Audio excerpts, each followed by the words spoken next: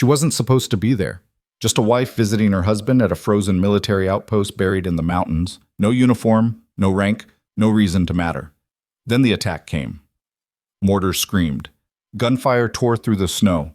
The base's best soldiers were pinned, bleeding, dying. And while trained fighters scrambled in panic, the woman they'd ignored for hours quietly picked up a rifle, climbed a frozen cliff face, and began taking apart the enemy sniper team that had them all trapped. One shot, two, three. By the time the smoke cleared, 23 people owed their lives to someone they never saw coming. This is the story of Elena Cross, the soldier who vanished, the wife who stayed silent, and the sniper who couldn't stay hidden when everything fell apart. Stay with me until the very end of this story. If you enjoy it, hit that like button and drop a comment telling me what city you're watching from. I want to see just how far this story travels. The mountains didn't care about anyone's plans. They rose from the earth like broken teeth, sharp and indifferent, crowned with snow that never melted and winds that cut through fabric, skin, bone. Between two of those peaks sat Outpost Silver Ridge, a collection of prefab structures, reinforced bunkers, and enough barbed wire to make it clear that whoever built this place expected trouble. Elena Cross stepped off the supply helicopter into air so cold it felt like breathing glass. She wore civilian clothes, dark jeans, hiking boots, a heavy parka that smelled faintly of lavender detergent from their apartment back in Denver. Her hair was pulled back in a simple ponytail. No makeup, no jewelry except a plain wedding band. She carried a small duffel bag and nothing else. The rotor wash kicked up snow around her boots as the crew chief handed down her bag. He didn't make eye contact, didn't say anything beyond a curt nod. To him, she was cargo. A spouse. A distraction from the real work. The helicopter lifted off 30 seconds after she cleared the landing pad, banking hard toward the valley below, eager to escape the altitude and the cold and the oppressive weight of the mountains closing in on all sides. Elena stood there for a moment, alone on the pad, watching it disappear. The wind hit her then.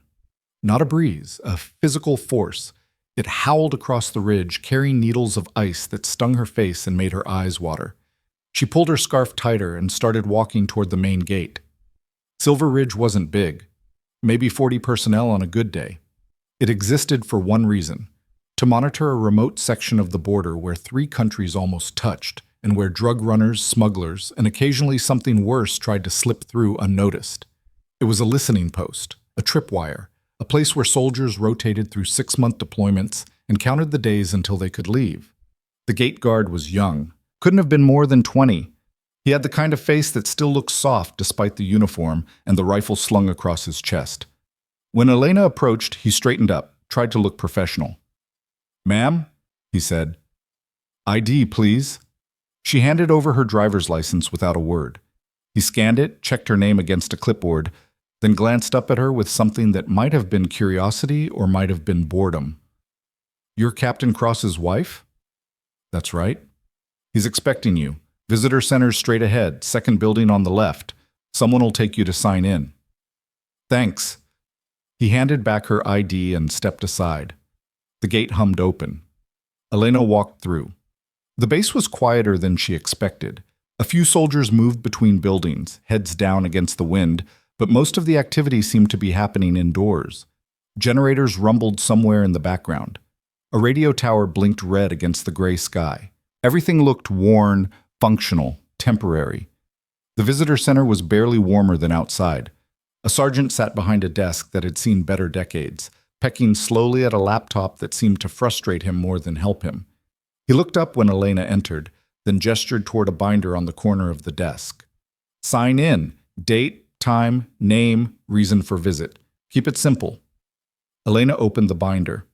The pages were filled with names, most of them crossed out or faded. She picked up a pen, fingers stiff from the cold, and wrote, "Elena Cross, January 12th, visiting spouse." The sergeant barely glanced at it. "Your husband's in the command center. I'll radio him. Sit tight." She sat on a metal folding chair that wobbled slightly. The room smelled like old coffee and diesel fuel. There was a bulletin board covered in safety notices, emergency protocols, and a faded poster encouraging operational security. Someone had drawn a mustache on the officer in the poster. 5 minutes passed. Then 10. Finally, the door opened and Mark walked in. Captain Mark Cross looked older than the last time she'd seen him. That was 3 months ago, just before his deployment. He'd been tired then, worn down by back-to-back assignments and the kind of bureaucratic exhaustion that came from too many years in service. But now he looked hollowed out. His face was thinner, stubble covered his jaw. His eyes had the flat, distant quality of someone who'd been staring at the same scenery for too long. When he saw her, though, something shifted. Not quite a smile, but close. "Elena?" She stood. "Hey!" They hugged. It was awkward at first, too much time, too much distance, but then he held her tighter and she let herself sink into it for just a moment. When they pulled apart, he studied her face. "You look good," he said. "You look exhausted." He laughed, short and bitter. "Yeah. Well, welcome to Silver Ridge. It's charming. It's a hole." The sergeant cleared his throat. Mark glanced back at him, then gestured toward the door. "Come on, I'll show you around. Not that there's much to see." They stepped back out into the wind. Mark walked with his hands shoved deep in his pockets, shoulders hunched. Elena matched his pace, scanning the base with the kind of attention that looked casual, but wasn't. "Command gave me clearance for a 48-hour visit," Mark said.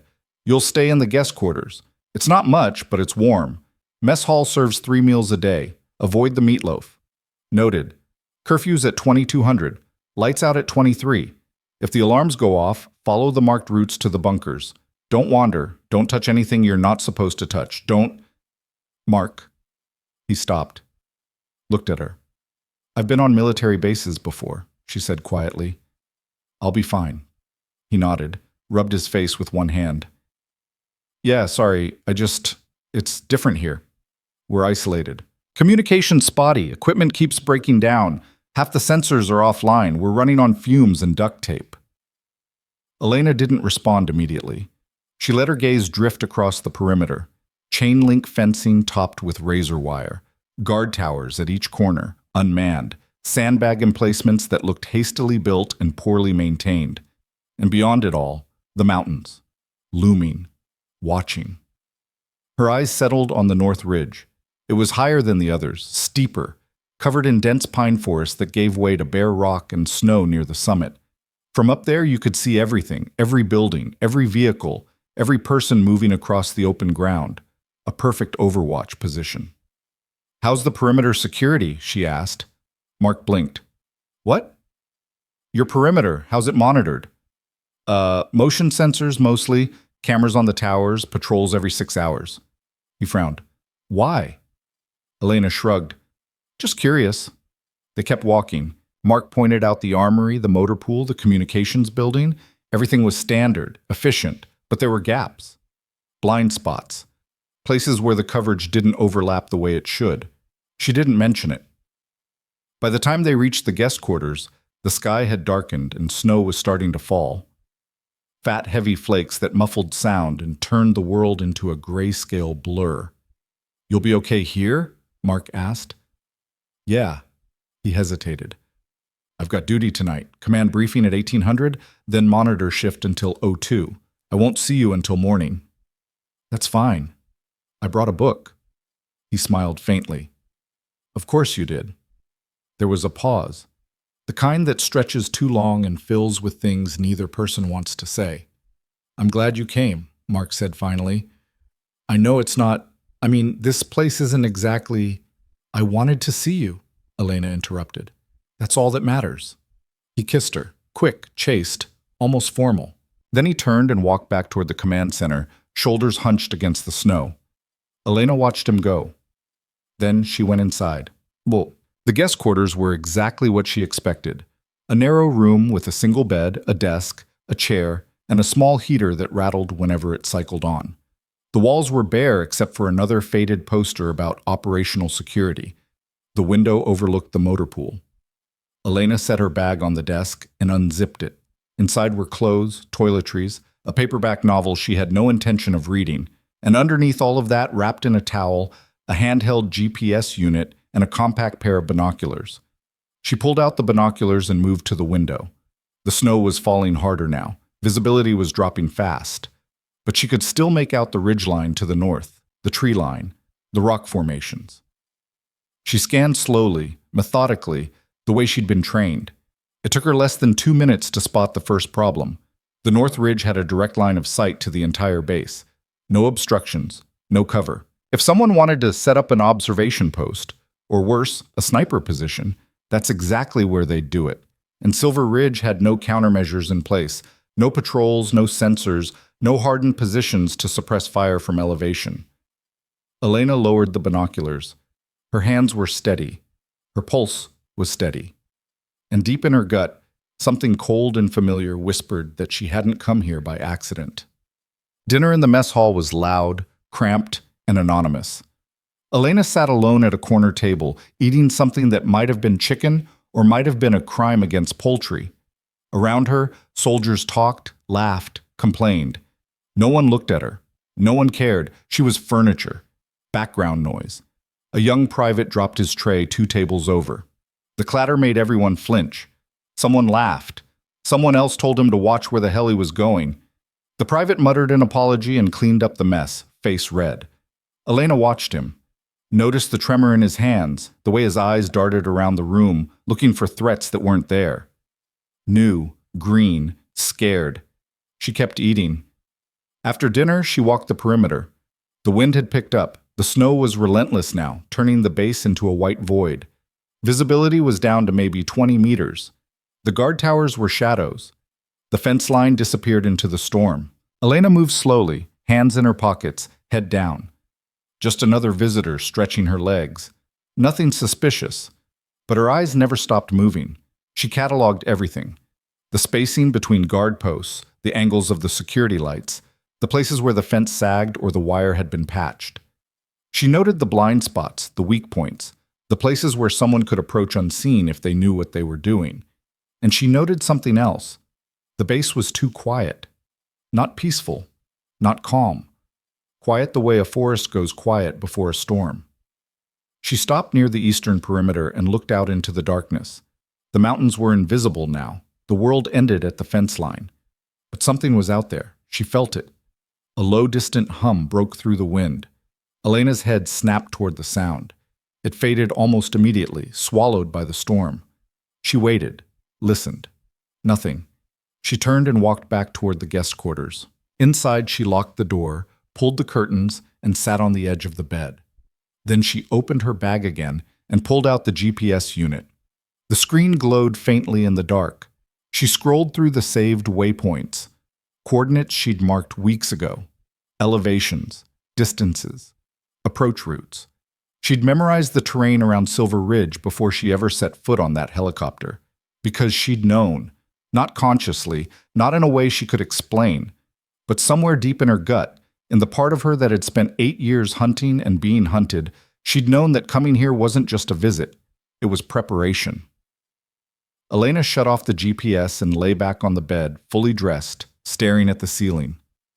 Outside, the wind howled, and somewhere in the mountains, something moved. The explosion came at 4:17. Elena was awake instantly. Not startled, not confused, just awake. The sound rolled across the base like thunder, a deep, concussive boom that rattled the windows and shook dust from the ceiling. The lights flickered, went out, came back on. Then the alarm started screaming. She was on her feet and moving before the second blast hit. This one was closer. The building shuddered. Something metallic crashed to the ground outside. Elena grabbed her boots, laced them in 4 seconds flat, and threw open the door. Chaos. Soldiers were spilling out of barracks, some in full gear, some in underwear and body armor, all of them shouting, trying to make sense of what was happening. The perimeter lights were strobing, radios crackled with overlapping voices. Contact North Ridge. Movement on the eastern sector. Can't get a visual? Repeat, no visual. Another explosion. This one hit the motor pool. Fire bloomed orange and furious, turning the snow into a field of flickering shadows. Elena ran toward the command center. She moved through the chaos like water through stone, smooth, purposeful, untouched. Soldiers stumbled past her. Someone screamed for a medic. A sergeant was trying to organize a fire team, yelling orders that no one could hear over the alarms. The command center door was open. Inside, Mark stood at a table covered in maps and monitors, barking into a radio handset. "I need eyes on that ridge. Where's my drone feed?" "Sir, we've got jamming across all frequencies." "Then get me visual confirmation with boots on the ground." Elena stepped inside. Mark's head whipped toward her. "Elena, what the hell are you— What's the situation?" she asked. Calm, direct. He stared at her for half a second, then pointed at the monitors.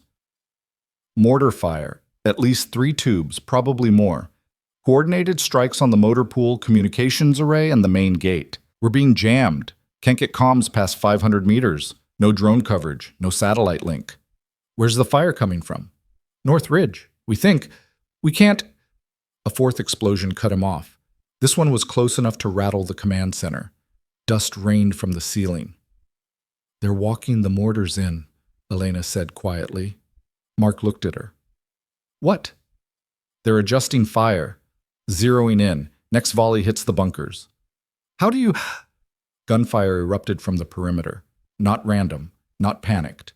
Controlled bursts. Professional. Mark's radio exploded with voices. "Contact! We've got contact on the north fence." "How many?" "Can't tell. Visibility's shit. At least a dozen." "Suppressing fire. Get those MGs online." Mark slammed the handset down and grabbed his rifle. "We're being overrun. Elena, get to the bunker. Now." She didn't move. "Elena." "They're not trying to overrun you," she said. Her voice was still calm. Too calm. "They're fixing you in place." Mark froze. "What?" "The mortars aren't random. The small arms fire isn't random. They're keeping you pinned while they maneuver. Classic assault doctrine." She pointed at the map. "You've got a sniper team on the ridge. Overwatch. They're controlling the entire engagement." "How the hell do you know that?" Another burst of gunfire. Closer. Elena met his eyes. "Because that's what I would do." For a moment, the world narrowed to just the two of them. Mark stared at her like she was a stranger, like he'd never seen her before. Then the radio screamed, "Man down! We've got a man down on the east wall!" Mark tore his gaze away and keyed the radio. "Who?" "Ramirez. Headshot. Jesus! He's not moving." Elena was already moving toward the armory. Mark grabbed her arm. "Elena, wait." She turned, looked at him, and in that moment he saw something in her eyes that made his blood run cold. Not fear, not panic, focus. "Let me help," she said quietly. "You're a civilian." "No," she said. "I'm not." And then she pulled free and disappeared into the storm. The armory was unlocked. Standard protocol during an attack. Faster access for defenders. Elena pushed through the door and scanned the racks. M4 carbines. Too short. Not enough range. M16S. Better, but not ideal. And then she saw it. An M110 semi-automatic sniper system, racked in the far corner. 7.62 millimeters.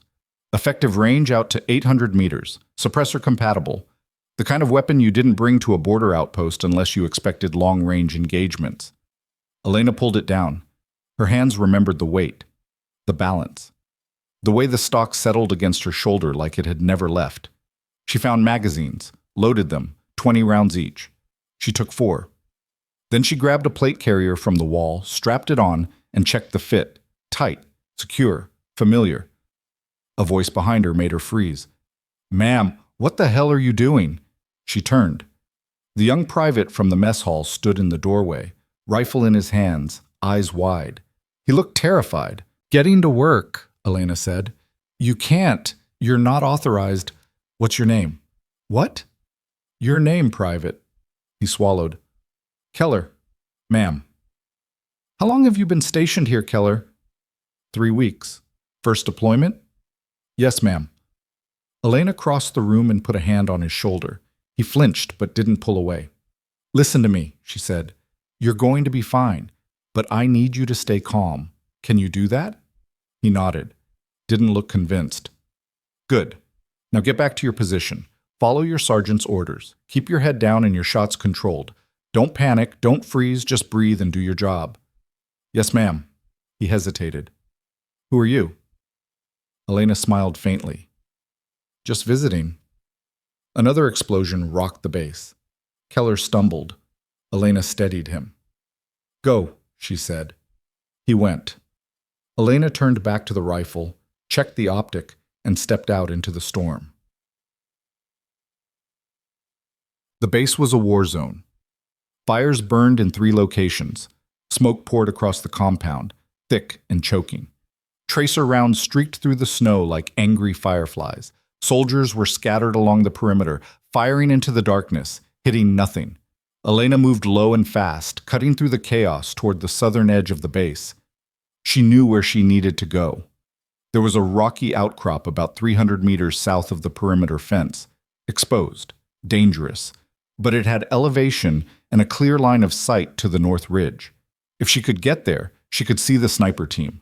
If she could see them, she could kill them. She reached the fence and slipped through a gap near the vehicle gate. No one noticed. Everyone was focused inward, trying to hold the line. The climb was brutal. The rocks were slick with ice. Her boot slipped twice. The rifle banged against her back. Wind tore at her face, numbing her skin, making her eyes water. But she didn't stop. Halfway up, she heard voices below, soldiers shouting. Someone had seen her. She kept climbing. At the top, she found a shallow depression in the rock, just deep enough to provide cover. She dropped into it, breathing hard, and swung the rifle around. Through the scope, the world came into focus.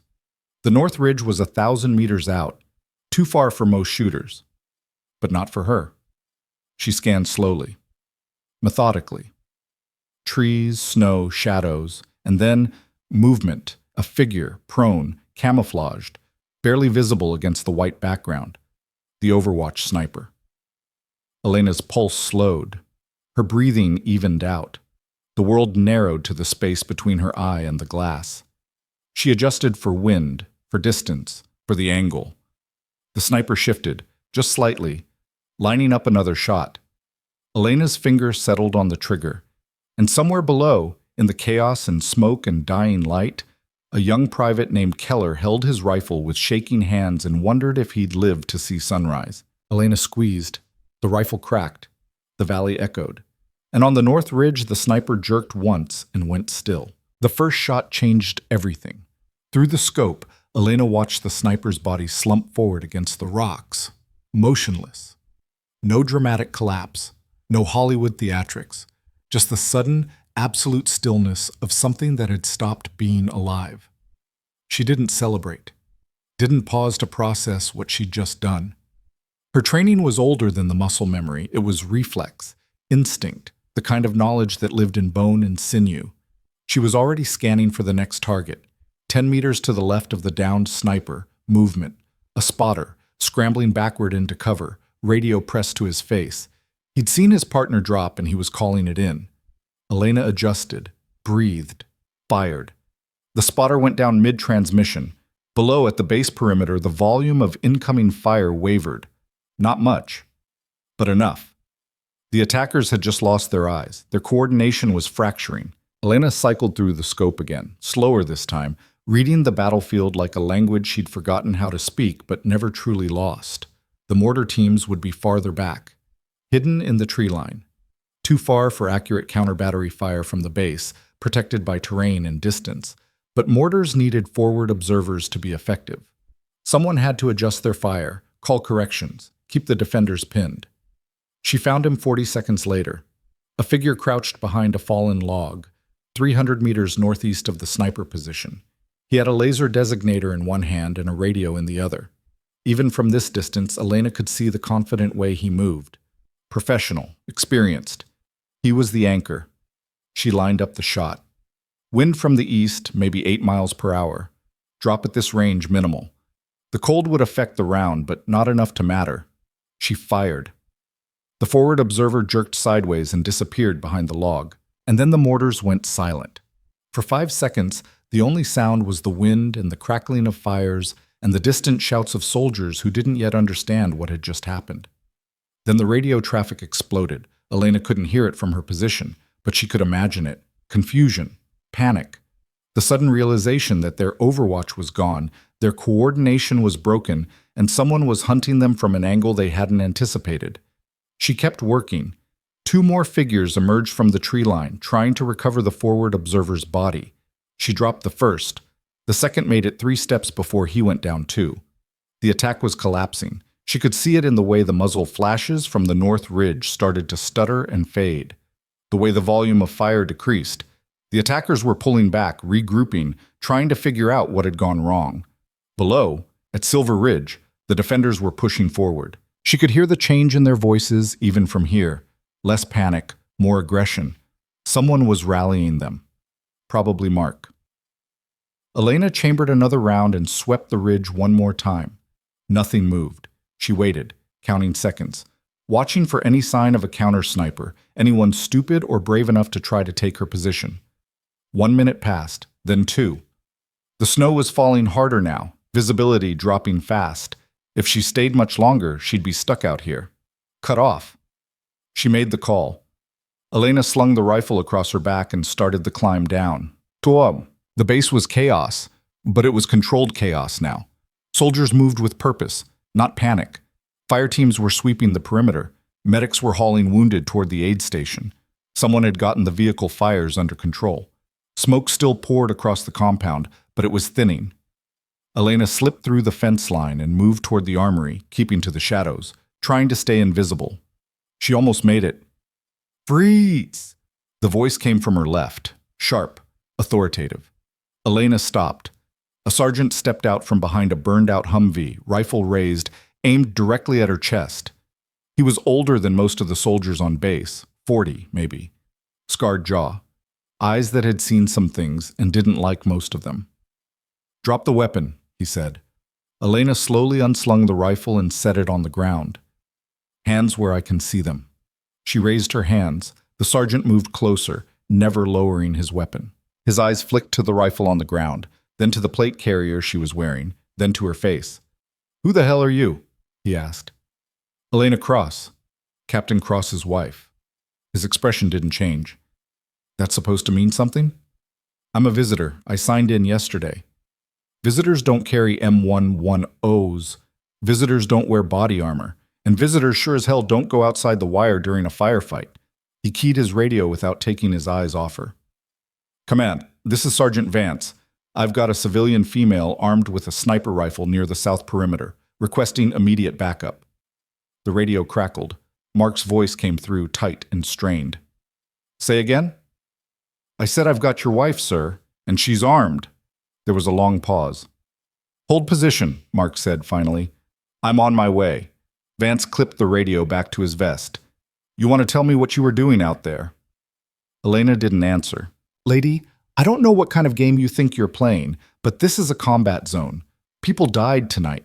More are going to die if we don't lock this place down. So if you've got some kind of explanation, check the North Ridge, Elena said quietly. Vance blinked. What? Send a patrol to the North Ridge. You'll find 5 bodies, sniper team, forward observer, 2 recovery personnel. They're the reason your mortars stopped. He stared at her. You're telling me I'm telling you to check the ridge, Sergeant. Footsteps. Fast. Mark appeared through the smoke, breathing hard, rifle slung across his back. When he saw Elena standing there with her hands raised and Vance's weapon trained on her, something in his face cracked. Stand down, Mark said. Vance didn't move. Sir, with respect, I said stand down, Sergeant. Vance lowered his rifle slowly, didn't look happy about it. Mark walked up to Elena, close enough that she could see the exhaustion and confusion, and something else, something like fear in his eyes.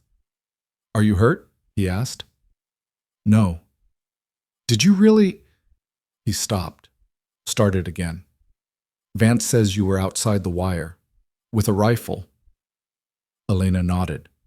Mark closed his eyes, opened them. Jesus Christ, Elena, what the hell were you thinking? I was thinking the base was about to be overrun. That's not your job. It wasn't anyone else's either. Her voice was calm, maddeningly calm. Your perimeter was collapsing. Your soldiers were pinned. Someone needed to take out the overwatch. So you just, what, grabbed a rifle and climbed a goddamn cliff in the middle of a firefight? Yes. Mark looked at Vance. Give us a minute. Vance hesitated, then nodded and walked away, keeping his distance but staying within earshot. Protocol. She was still a potential threat until proven otherwise. Mark waited until Vance was far enough away, then turned back to Elena. When he spoke again, his voice was low. Dangerous. Who are you? You know who I am. No. I thought I did. But the woman I married doesn't know how to field strip a sniper rifle. She doesn't know how to read a battlefield, and she sure as hell doesn't make shots like the ones Vance is describing. He stepped closer. So I'm going to ask you one more time. Who the hell are you? Elena met his gaze and didn't flinch. I was a Marine, she said. Scout sniper. 8 years, 2 deployments. Honorable discharge 4 years ago. The words hit him like a physical blow. She could see it in the way his shoulders tensed, the way his jaw clenched. You never told me. No. Why not? Because I didn't want to be that person anymore. Mark laughed. It was bitter and sharp and full of something that might have been anger or might have been betrayal. Well, congratulations. You just became her again. I became what I needed to be. You lied to me, Elena. I omitted. That's the same goddamn thing. Is it? She dropped her hands, took a step toward him. You never asked about my past, Mark. You never wanted to know. You were happy with the version of me that smiled at your stories and made dinner and didn't have rough edges. So that's what I gave you. That's not fair. Maybe not. But it's true. They stood there in the snow and smoke, the distance between them measured in more than just feet. Finally, Mark exhaled hard. We'll deal with this later. Right now I need to know if what you said is true. About the ridge. Send a patrol. You'll see. He keyed his radio. Vance. Sir? Take a fire team to the North Ridge. Check for enemy casualties. Report back in 20 minutes. Copy that. Mark looked at Elena again. If you're lying, I'm not. Then I don't know what I'm going to do. I'm not lying, Mark. He held her gaze for another long moment, then turned and walked away. Elena stood there alone, surrounded by the wreckage of a battle she'd helped win and a marriage she might have just destroyed. The aid station was packed. Wounded soldiers lined the walls on stretchers and folding cots. Medics moved between them, working fast, voices clipped and professional. The air smelled like antiseptic and blood and fear. Elena found a corner and sat down, still wearing the plate carrier, still covered in snow and dirt. No one paid attention to her. They were too busy trying to save lives. She watched them work. A young corpsman was stitching up a gash on a soldier's forehead. His hand shook slightly, but his stitches were clean, precise. He'd done this before. Across the room, 2 medics were working on a casualty with a sucking chest wound. One held pressure while the other prepped a chest seal. The wounded soldier was conscious, eyes wide, gasping for air that wouldn't come. Elena knew that look. She'd seen it before, in Fallujah, in Helmand, in places that didn't have names on maps. The medic got the seal in place. The soldier's breathing eased. Not much, but enough. You shouldn't be here. Elena turned. A woman in her 30s stood beside her, wearing scrubs and a blood-stained apron. Her name tag read, Walsh, M. RN. She had the kind of tired eyes that said she'd been doing this job too long to be surprised by much. I'm just waiting, Elena said. For what? Orders, I guess. Walsh studied her for a moment. You're the captain's wife. Yeah. You're also the one who took out the sniper team. Word traveled fast. I helped, Elena said. Helped, Walsh smiled faintly. Sergeant Vance says you dropped 5 hostiles from 800 meters in a snowstorm. That's not helping, that's winning. Elena didn't respond. Walsh sat down beside her, groaning slightly as her knees cracked. I've been an Army nurse for 12 years. I've worked trauma wards, field hospitals, combat aid stations. I've seen a lot of shooters, a lot of operators, a lot of people who think they're hot shit. She paused. You don't have that look. What look? The one that says you want everyone to know how good you are. You've got the other look, the one that says you wish you weren't. Elena glanced at her. You should get back to work. Probably. Walsh didn't move. How long were you in? 8 years. Sniper? Yeah. Deployments? 2. Walsh nodded slowly. Must have been hard, coming back, trying to be normal. I managed. Did you? Because from where I'm sitting, it looks like you just unmanaged the hell out of it. Elena almost smiled. Almost. A shout from across the room cut through the conversation. One of the wounded was crashing. Walsh was on her feet and moving before Elena could blink, calling for epinephrine, barking orders, taking control of a situation that was spiraling fast. Elena watched her work, watched the way she moved with absolute confidence, no hesitation, no doubt. The way she knew exactly what needed to be done and did it without thinking. It was familiar. 10 minutes later, the soldier stabilized. Walsh returned to her corner, wiping blood off her hands with a towel. He'll make it, she said. Probably. You're good at this, Elena said. I've had practice. Walsh tossed the towel into a bin. Listen, I don't know what's going on between you and your husband. That's your business. But if you're planning on sticking around, you need to know something. What? These men didn't see you before tonight. They didn't know you, didn't care about you. You were furniture, background noise. She gestured toward the wounded. Now they know. And some of them are going to be grateful. Some are going to be suspicious. Some are going to be pissed off that a civilian just did their job better than they could. I don't need their approval. No. But you're going to get their attention whether you want it or not. Elena looked at the floor. I just wanted to help. I know, but helping has consequences. Especially when you're this good at it. Vance's patrol returned 37 minutes later. Elena was still in the aid station when Mark appeared in the doorway, face unreadable. He gestured for her to follow. They walked in silence to the command center. Inside, Vance stood beside a table covered in maps and tactical displays. When Elena entered, he straightened up. Ma'am, he said. His tone was neutral, professional. But there was something in his eyes that hadn't been there before. Respect, maybe. Or wariness. Report, Mark said. Vance pointed to the map.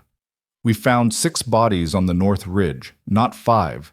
1 primary sniper, 1 spotter, 1 forward observer with laser designator and radio equipment, and 3 personnel who appear to have been attempting recovery or reinforcement. He paused. All headshots. All clean kills? Distances ranging from 600 to 900 meters. Mark didn't look at Elena. Equipment? High-end, Russian manufacture mostly. Dragunov SVD for the primary sniper. Encrypted radios, night vision. They weren't local militia. They were professionals. ID? Nothing. No documents, no tags, no identifying markers. Whoever sent them didn't want them traced. Mark rubbed his face with both hands. Anything else? Yeah. Vance pulled a small device from his pocket and set it on the table. It looked like a military-grade GPS unit, screen cracked, casing scorched. Found this on the forward observer, still partially functional. It's got preloaded coordinates for every structure on this base. Entry points, weak spots, guard rotations. The room went very quiet. They had inside information, Elena said. Both men looked at her. This wasn't opportunistic, she continued. They didn't just stumble onto this base and decide to attack. They planned it, rehearsed it. They knew your defenses, your response protocols, everything. How do you know that? Mark asked. Because I've run ops like this. You don't bring this level of equipment and coordination unless you're absolutely certain you can win. They weren't testing you. They were executing you. Vance crossed his arms. So what went wrong? Elena met his eyes. I did. There was a long pause, then Vance laughed, short and sharp. Yeah, I guess you did. Mark didn't laugh. He was staring at the GPS unit like it was a live grenade. We need to report this up the chain, he said finally. Tonight's attack wasn't random. Someone's targeting this base specifically. Agreed, Vance said. But there's a problem. What? Communications are still down. The jamming fried half our equipment before we could shut it down. We've got local radio only, no satellite link, no secure channels. We're isolated until we can get a repair team flown in. How long? 48 hours, maybe more if the weather doesn't clear. Mark cursed under his breath. Elena looked at the map. Silver Ridge was marked with a red circle. Around it, nothing but mountains and empty space for 50 miles in every direction. They were alone, cut off. And someone knew exactly where they were. "We need to assume they're coming back," she said. Both men looked at her. If this was a planned operation and they failed, they're not going to just walk away. They're going to regroup and try again, probably before you can get reinforcements. "You don't know that," Mark said. "Yes, I do, because if I were running this op, that's exactly what I'd do." She pointed to the ridge. "You just killed 6 of their people. They're going to want payback, and they know you're wounded, isolated, and blind. They'll hit you again, soon." Vance glanced at Mark. "She's not wrong." Mark's jaw tightened. "Recommendations?" Elena stepped up to the map. Her finger traced the perimeter, the weak points, the likely approaches. "Reinforce the north and east sectors. They'll try a different angle next time. Pull back your outer patrols and consolidate your defensive positions. Set up overlapping fields of fire. Get your casualties stabilized and ready to move in case we need to evacuate." "We?" She looked at him. "You're going to need every able body you've got, Mark. That includes me." "You're a civilian." "Not anymore." The words hung in the air like smoke. Vance cleared his throat. "Sir, with respect, if she's willing to help, she's not trained for this." "Yes, I am," Elena said quietly. "You know I am." Mark stared at her, and for the first time since she'd known him, she saw something in his face that looked like fear. Not of the enemy, not of the situation, of her. "I need to think," he said finally. He turned to Vance. "Double the guard rotations. Get everyone not on watch rested and fed. We'll reconvene in 2 hours." "Yes, sir." Vance left. Mark stayed standing at the table, staring at the map like it held answers it didn't have. Elena waited. "Why didn't you tell me?" he asked finally. His voice was quiet, hurt. "Because I wanted to leave it behind." "Did you?" She didn't answer. Mark looked at her, really looked at her, like he was seeing someone new, someone he'd never met. "I don't know if I can trust you anymore," he said. "I understand." "Do you?" "Because I've spent 3 years thinking I knew you, thinking we had something real, and now I find out the woman I love has been lying to me since the day we met. I never lied about loving you. But you lied about everything else." Elena took a breath. "Yes." He nodded slowly, turned back to the map. "Get some rest," he said. "We'll need you sharp if they come back." It wasn't forgiveness, but it was something. Elena left him there, alone in the command center, and walked back out into the cold. Dawn came gray and brutal. The fires were out. The dead were covered. The wounded were stable. Silver Ridge had survived the night, but barely. Elena stood at the perimeter fence, watching the mountains emerge from the darkness. The snow had stopped. The sky was clearing. In a few hours, the sun would rise over the ridgeline and light would flood the valley. And with it, clarity. She knew what was coming. The attackers weren't done. They couldn't be. Too much planning, too much investment, too much risk. They'd lost 6 people and gained nothing. That kind of failure demanded a response. They'd be back. Maybe today, maybe tonight, but soon. Behind her, boots crunched in the snow. She didn't turn. "You should eat something," Walsh said. "Not hungry." "Eat anyway. You're no good to anyone if you pass out from low blood sugar." Elena glanced back. Walsh held out a protein bar and a bottle of water. "Doctor's orders?" Elena asked. "Nurse's suggestion." Elena took them. "Thanks." Walsh leaned against the fence beside her. For a while, neither of them spoke. "Your husband's taking it hard," Walsh said finally. "I know. He'll come around, eventually." "Maybe." "You don't sound convinced." Elena unwrapped the protein bar. "Some things you can't come back from.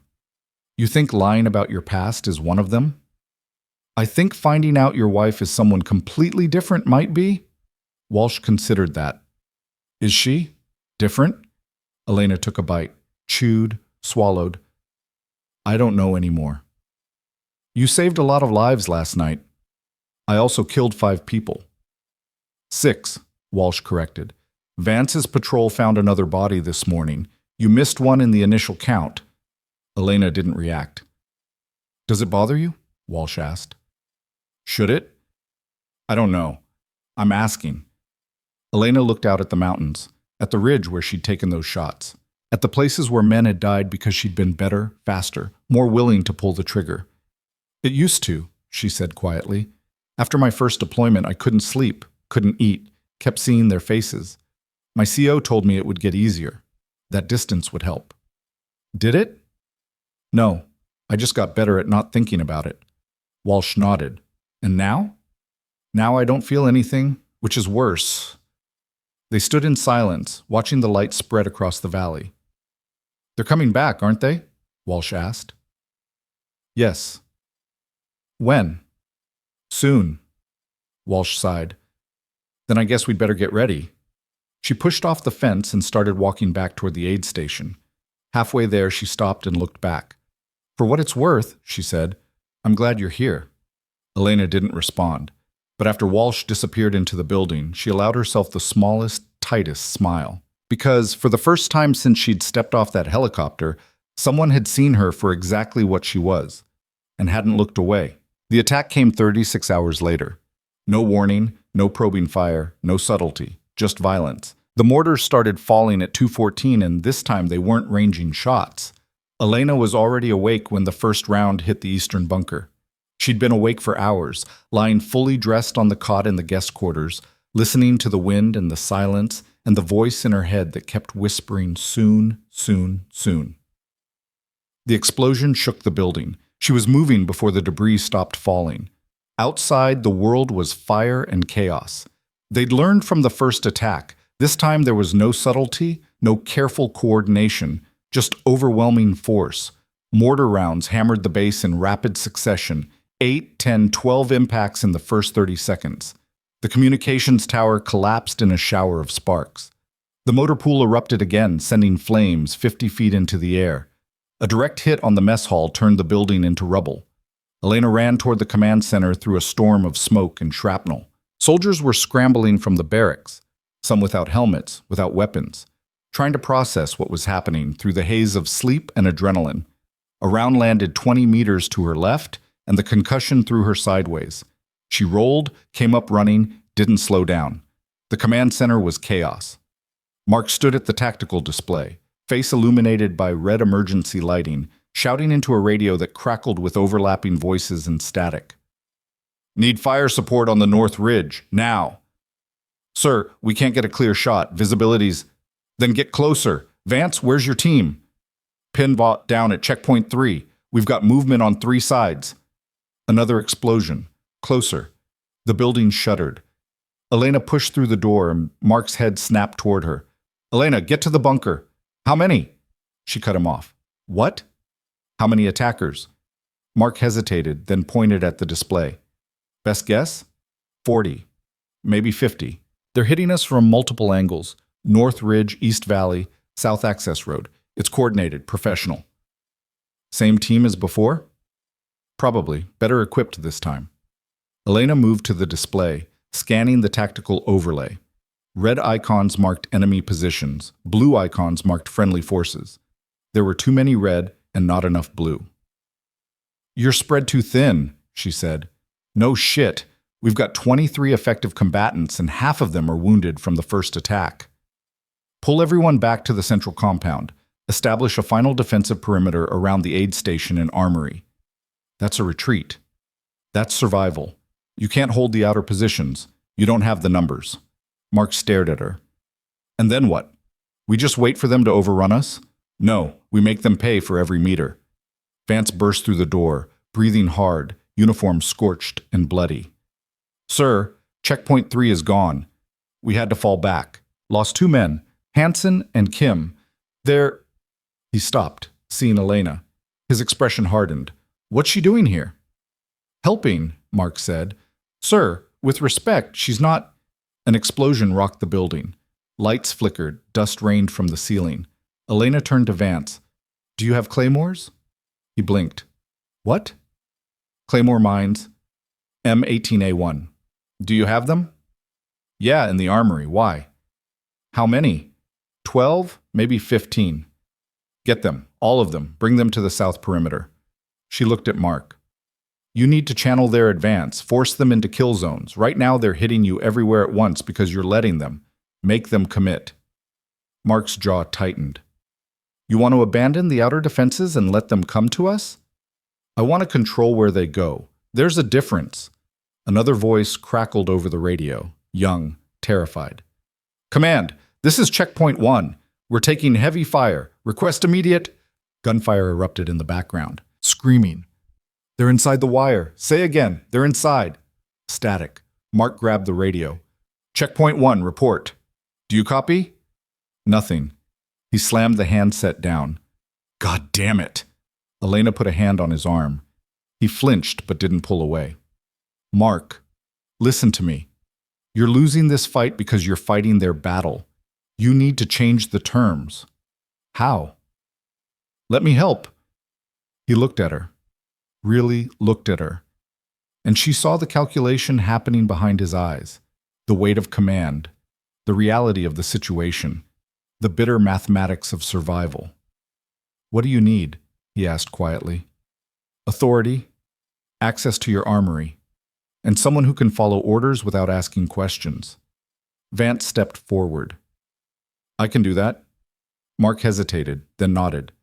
Do it. Whatever she says. Elena was already moving toward the door. Vance, get those claymores. I'll meet you at the south perimeter in 3 minutes. What are you going to do? She looked back at him. Win. The armory was organized chaos. Soldiers were grabbing weapons, ammunition, anything they could carry.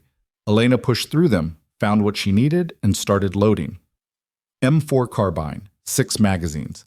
M110 sniper rifle, 4 magazines. Fragmentation grenades, 4. Smoke grenades, 2. A tactical vest that was 2 sizes too big but would hold the weight. She was strapping it on when a voice behind her made her pause. You really know what you're doing? Elena turned. Private Keller stood there, helmet askew, rifle clutched in white-knuckled hands. He looked younger than he had 2 days ago, smaller. Yeah, Elena said. I do. Good. Because I'm scared shitless. That's smart. Fear keeps you alive. Doesn't feel smart. Feels like I'm going to throw up. Elena finished adjusting the vest and faced him. Keller, where are you assigned? Aid station security. Walsh said I'm supposed to keep the wounded safe if they breach the perimeter. You'll do fine. How do you know? Because you're still standing here instead of running. That's all that matters. He swallowed hard. What if I freeze like last time? Then you breathe.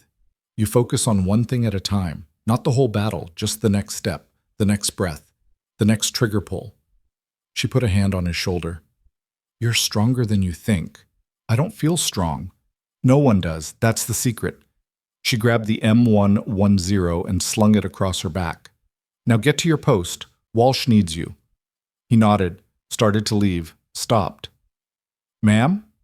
Yeah? Thanks for before, for what you said. Elena smiled faintly, just trying to keep you alive long enough to prove me right. He left. Elena took a breath, checked her gear one last time, and walked out into the war. The south perimeter was a killing field waiting to happen. Vance had already positioned the claymores when Elena arrived, setting them in overlapping arcs along the most likely approach routes. He worked fast, efficient, muscle memory taking over. 15 mines, he said without looking up, spaced at 10-meter intervals. Remote detonation. I've got the clickers. Good. Fall back to that building. Elena pointed to a supply shed 30 meters behind them. Elevation, cover, clear sight lines. What about you? I'll be mobile. Mobile where? Everywhere they're not expecting. Vance stood and faced her.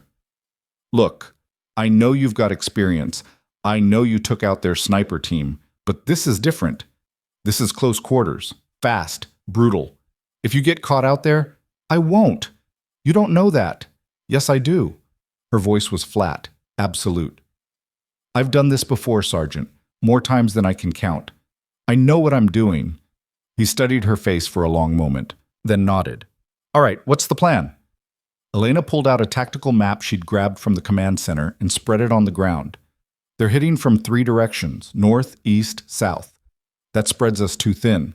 So we're going to make them think we're weaker than we are on the south side. Draw them in, funnel them through this corridor. She traced a line with her finger. Between these 2 buildings, claymores on both sides, overlapping fire from your position. Classic kill box. It works because it's simple. And if they don't take the bait, then we adapt. She folded the map. But they will. They've already breached checkpoint 1. They're tasting victory. They'll push hard. Vance picked up the detonators. What about the other sides? Mark's consolidating the defense, pulling everyone back to the central compound. We just need to buy him time. How much time? As much as we can. An explosion lit the sky to the east. The ground trembled. They're getting closer, Vance said. Good. Let them come. The attackers hit the south perimeter 12 minutes later. Elena watched them through the scope from her position on top of the supply shed, 40 meters away. Moving in a staggered line, professional, disciplined. They used cover well, advancing by fire teams, suppressing likely defensive positions. There were 8 of them in the first wave. She keyed the radio. Vance, 8 hostiles entering the corridor.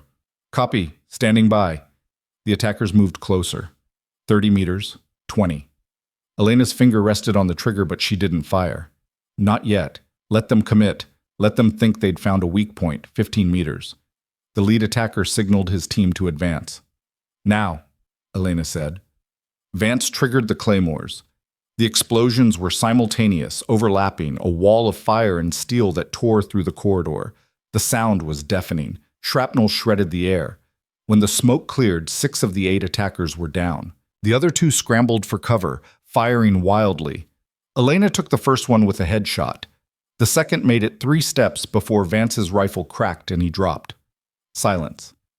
For 5 seconds, the battlefield held its breath. Then the radio exploded with chatter. South perimeter contact, multiple hostiles down. They're regrouping, pulling back. Keep pressure on them. Don't let them... Another wave hit from the east. This time they brought more firepower. Machine gun fire raked the compound. Tracers streaked through the smoke. Elena heard the distinct thump of a grenade launcher and dropped flat as rounds exploded against the building below her. Vance, you hit? Negative, but they're setting up a support position on the east ridge. I can see the muzzle flash. Elena swung the rifle around, scanning through the scope.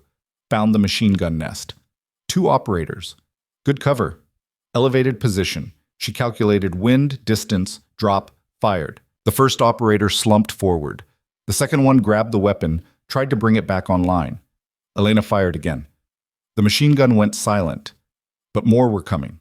She could hear them now, shouting in Russian, coordinating. They knew the south perimeter was a trap now, and they were adjusting, shifting their weight to the north and east, trying to find another weak point. Elena dropped from the roof and hit the ground running.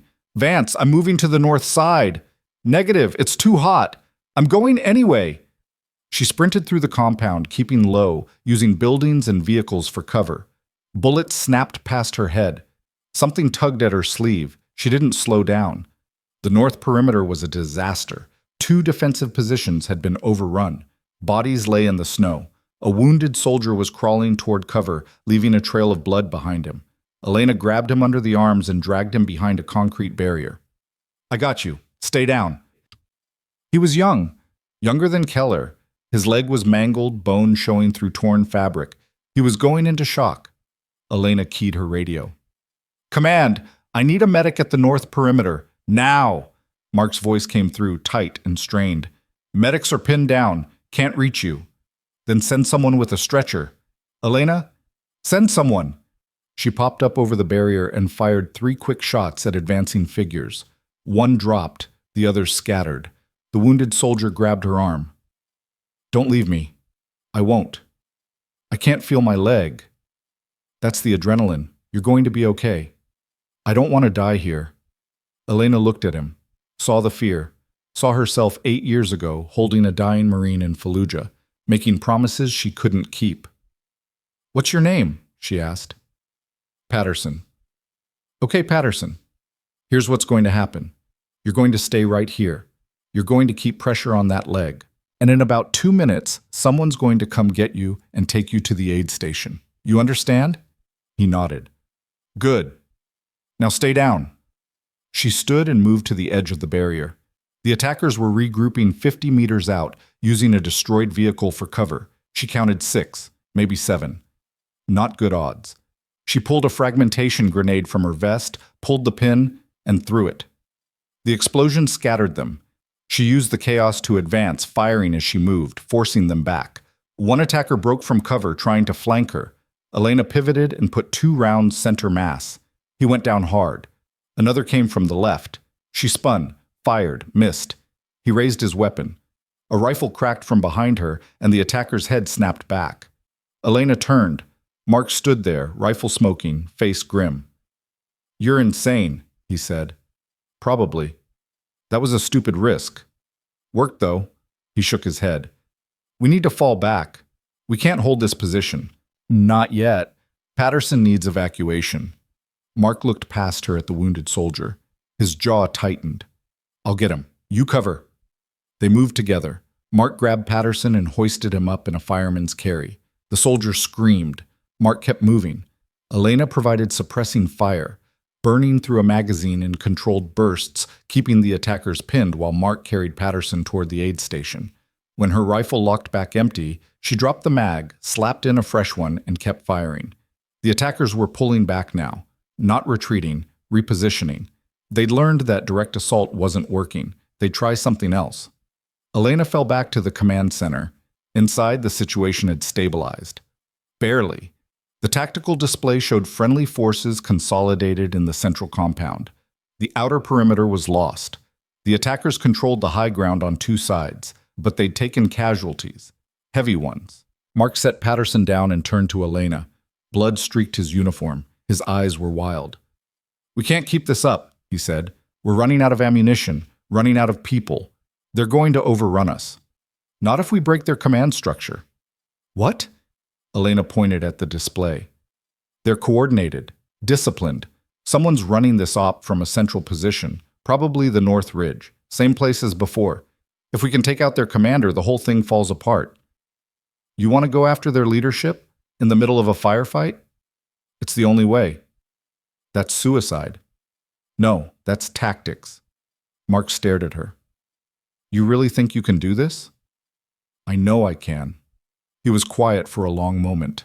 Then he pulled a radio from his belt and handed it to her. Stay in contact. If you get pinned down, I won't. Elena. She took the radio. I'll be back in 30 minutes. What if you're not? She met his eyes. Then make sure Walsh takes care of Patterson. And then she was gone. The approach to the North Ridge was suicide by design. Open ground, no cover, direct line of sight from multiple enemy positions.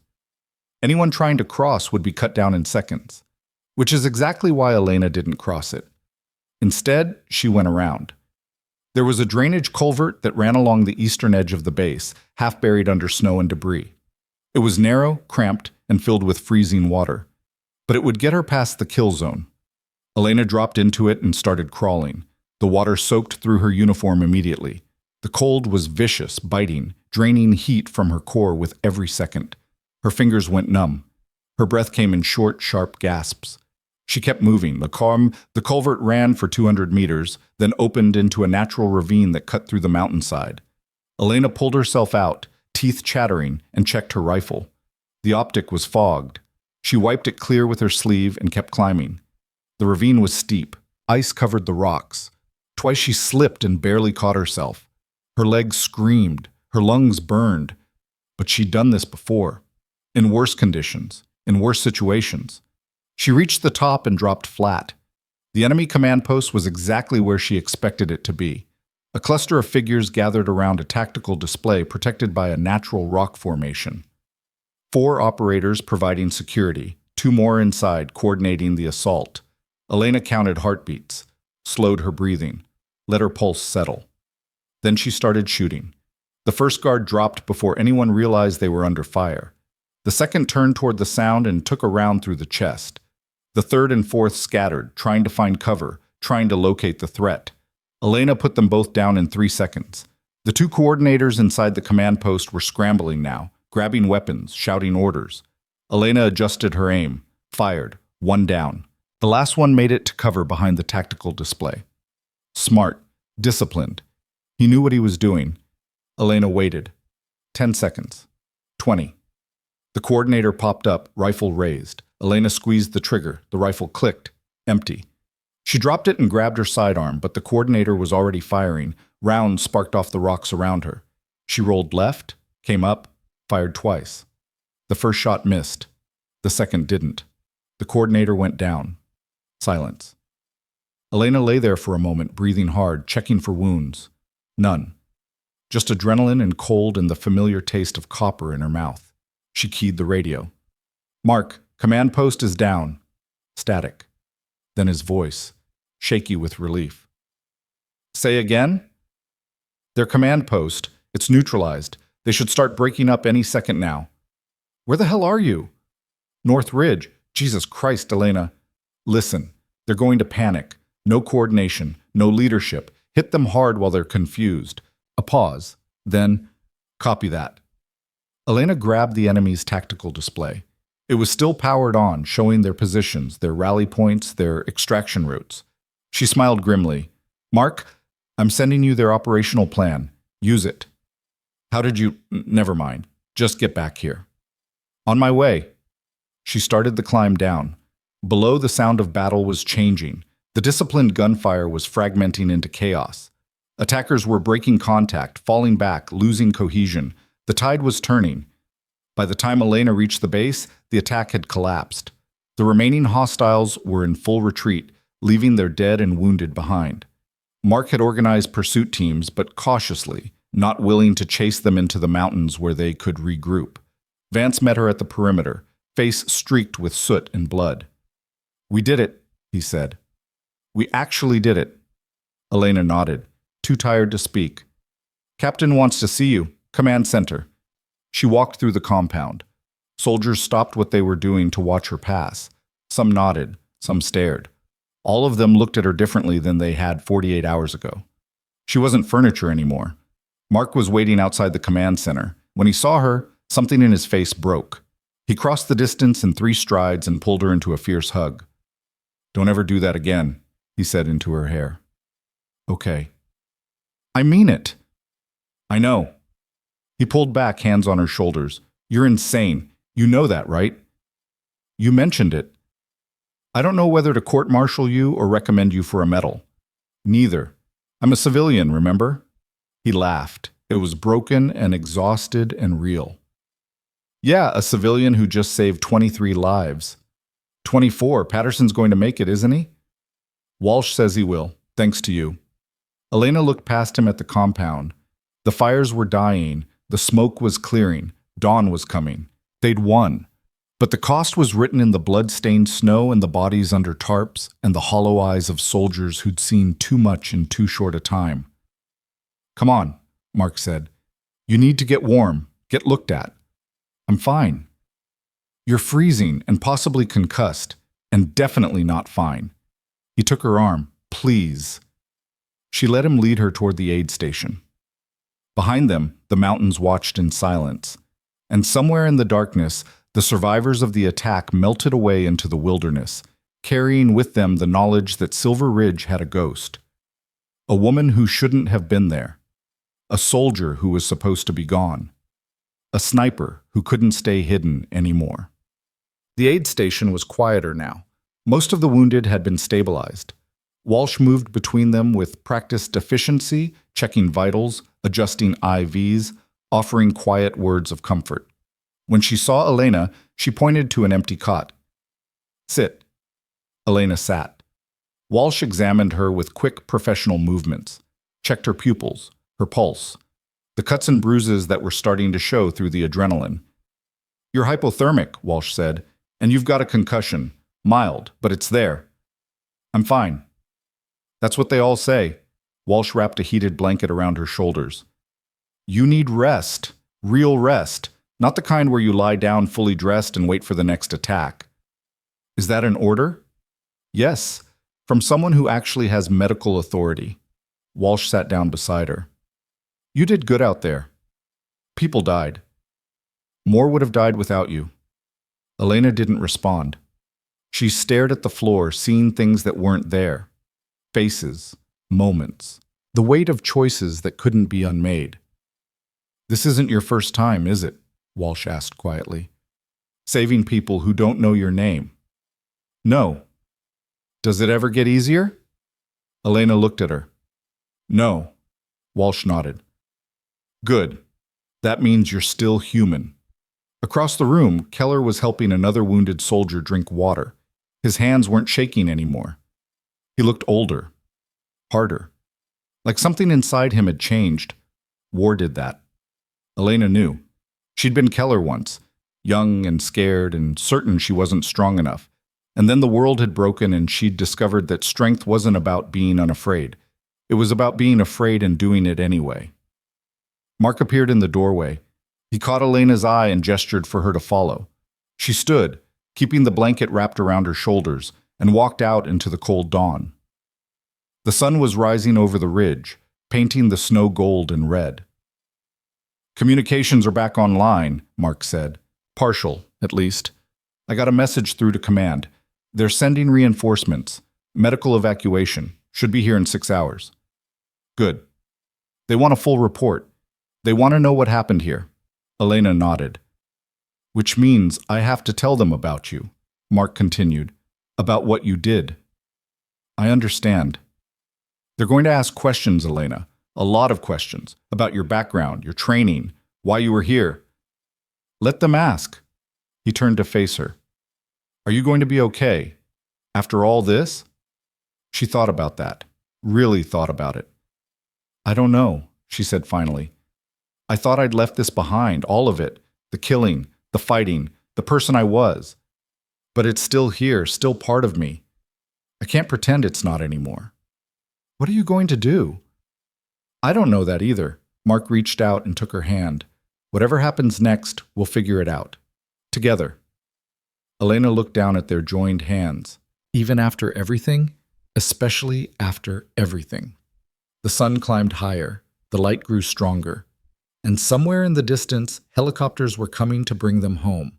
But for now, in this moment, standing in the wreckage of a battle she'd helped win, Elena Cross allowed herself to believe that maybe, just maybe, she could be both the person she'd been and the person she wanted to become. That the soldier and the civilian weren't two different people, just two parts of the same whole. The helicopters arrived at 9:47, cutting through the morning sky like a promise of escape. Elena watched them descend from the command center window, Blackhawks loaded with reinforcements and medical personnel. The rotor wash kicked up snow in white spirals, and soldiers on the ground guided them in with practiced hand signals. Mark stood beside her, close enough that their shoulders almost touched. Neither of them had slept. Neither of them had changed out of their blood-stained uniforms.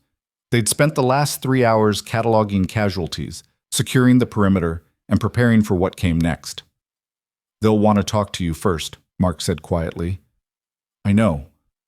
There's a bird with a colonel on it, task force commander, name's Reeves. He's... Mark paused, choosing his words carefully. He's not the forgiving type. I didn't ask for forgiveness. I know, but you might need it anyway.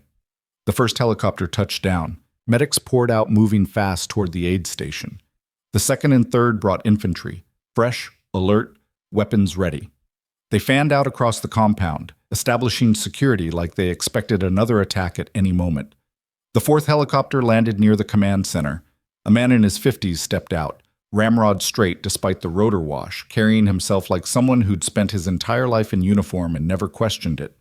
Silver eagles on his collar, Ranger tab, combat infantry badge with 2 stars. Colonel Reeves. He scanned the compound with eyes that missed nothing, taking in the destruction, the body bags lined up outside the aid station, the burn marks and bullet holes that told the story of what had happened here. His gaze settled on the command center, on Mark and Elena standing in the window. Here we go, Mark muttered. They met him at the entrance. Mark saluted. Reeves returned it with mechanical precision, then turned his attention to Elena. She didn't salute. Couldn't. She was a civilian. Captain Cross, Reeves said. His voice was gravel and authority. Report. Mark launched into it. The first attack, the casualties, the second assault, the defensive actions.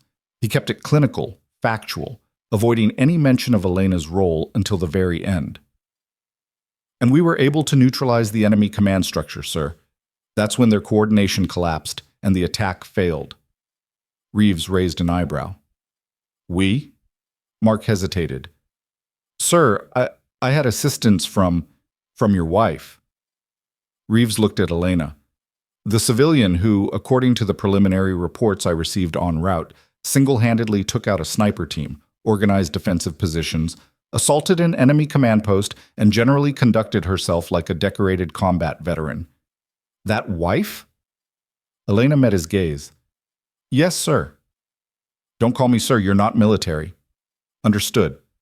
Reeves studied her for a long moment. Inside. Now. Both of you. They followed him into the command center. He closed the door behind them, shutting out the chaos of the compound, and turned to face them. Captain Cross, you're dismissed. I need to speak with Mrs. Cross alone. Mark stiffened. Sir, I don't think... That wasn't a request, Captain. Mark looked at Elena. She nodded once. He left, reluctance written in every line of his body. When the door closed, Reeves pulled out a tablet and tapped it to life. Elena Marie Cross, age 34, married to Captain Mark Cross for 3 years, no employment listed, no military service record. He looked up. Except that's not true, is it? Elena said nothing. I made some calls on the flight here, pulled some strings, accessed some files that aren't supposed to be accessible. He swiped the screen.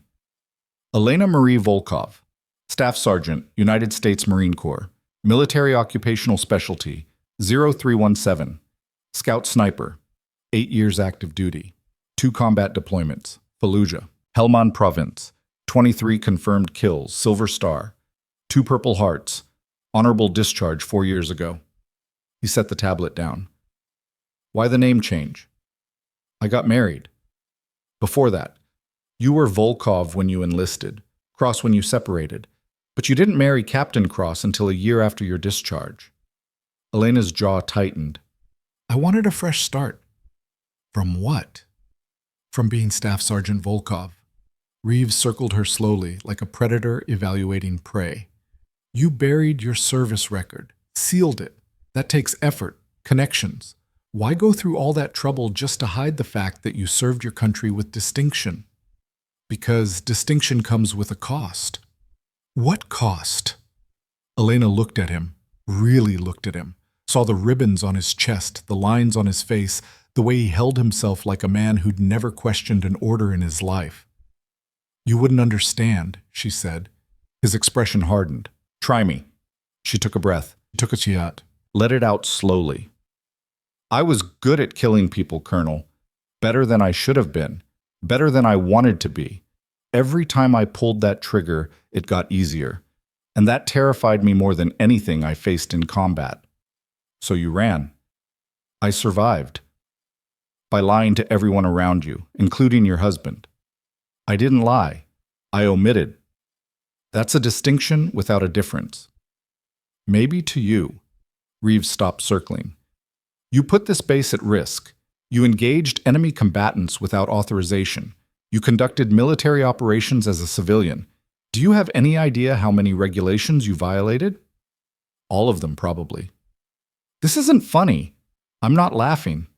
They stood there, locked in a silent battle of wills. Outside, voices shouted orders. Helicopters spooled up, the sound of reconstruction beginning.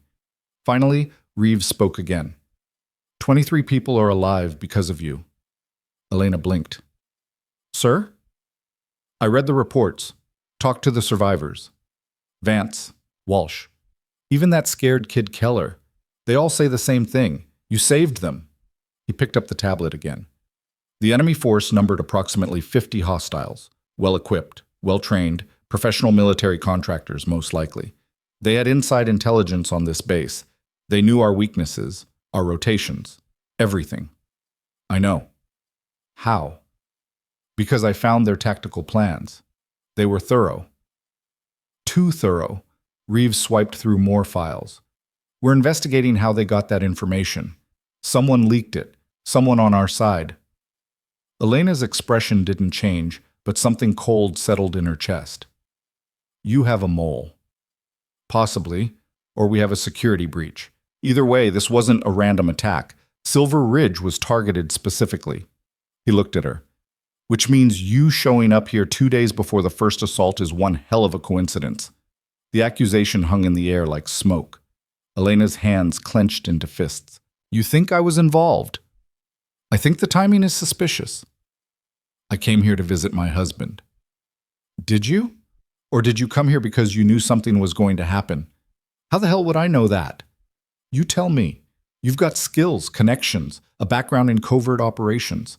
Maybe someone reached out, hired you, brought you in as insurance. Elena took a step forward.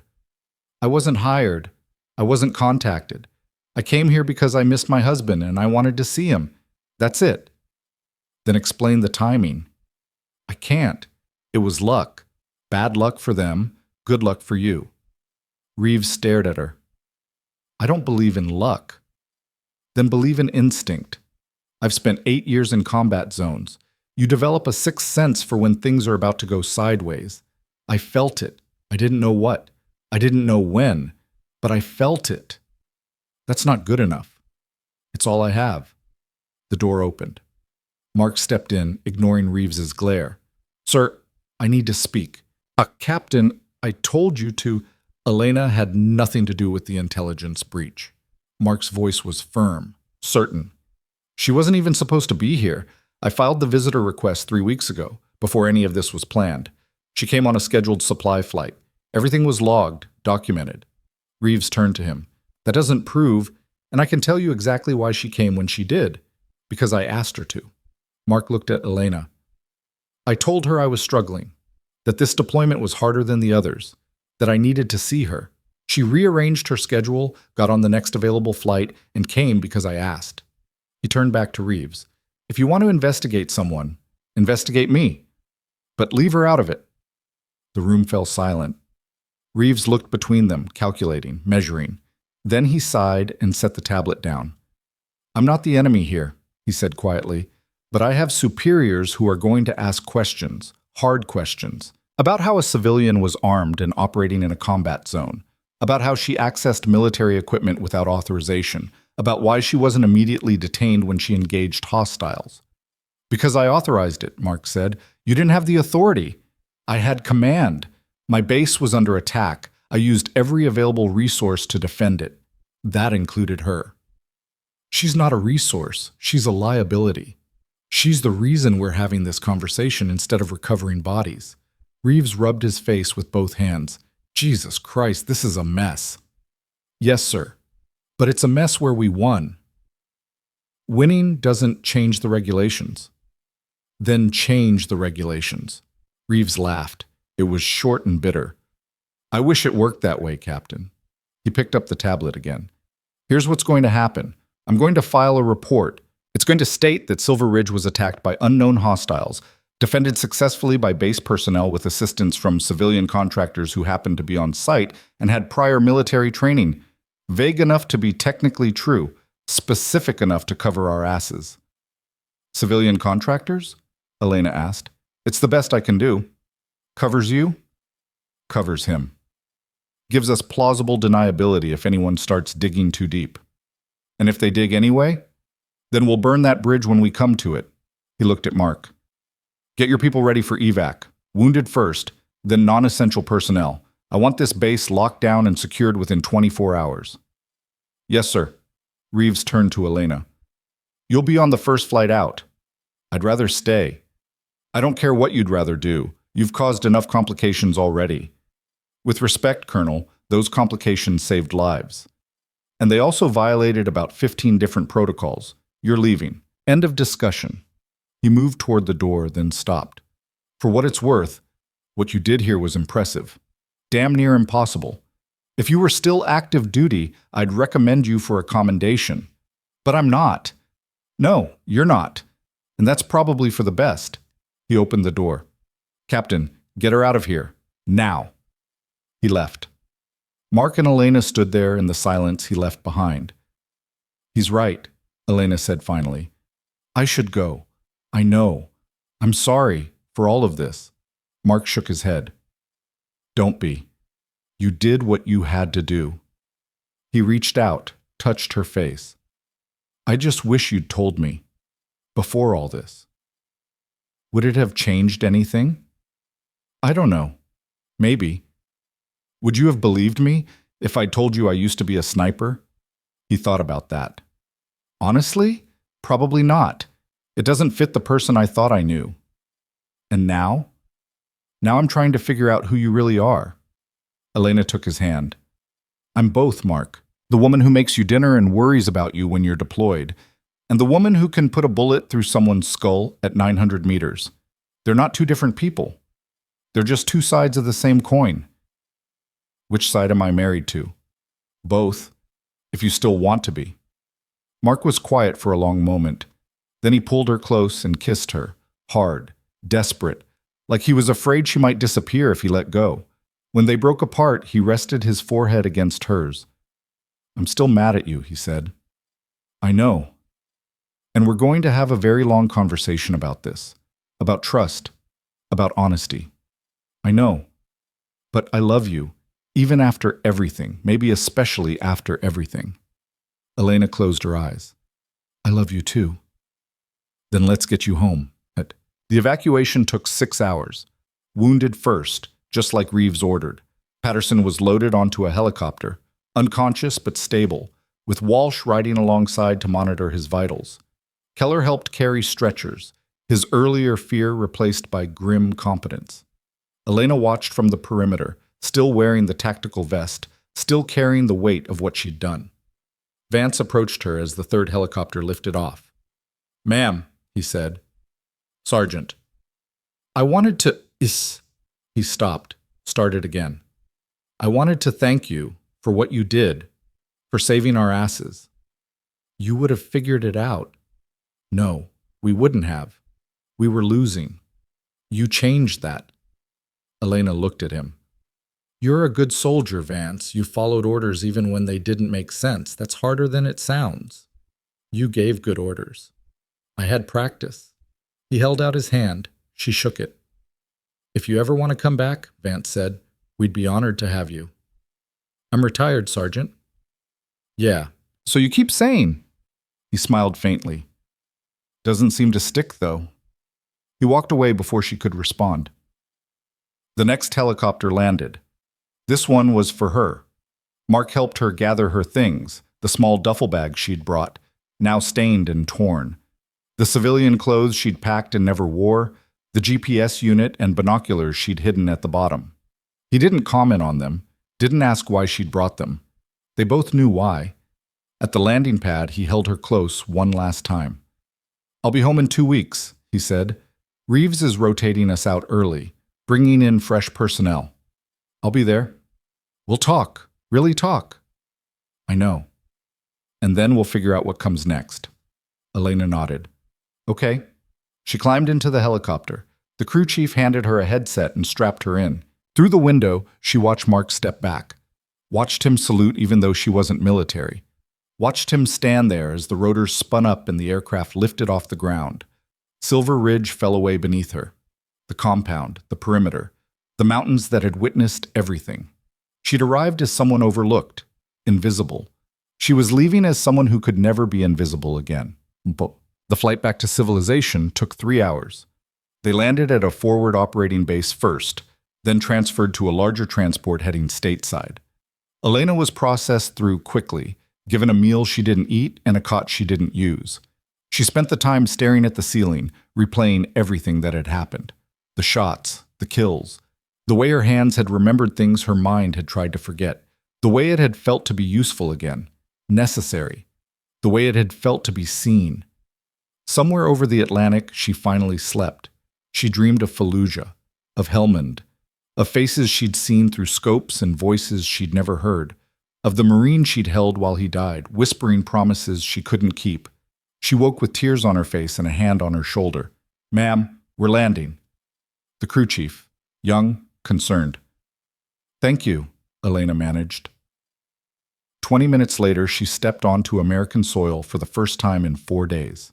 It felt like a lifetime.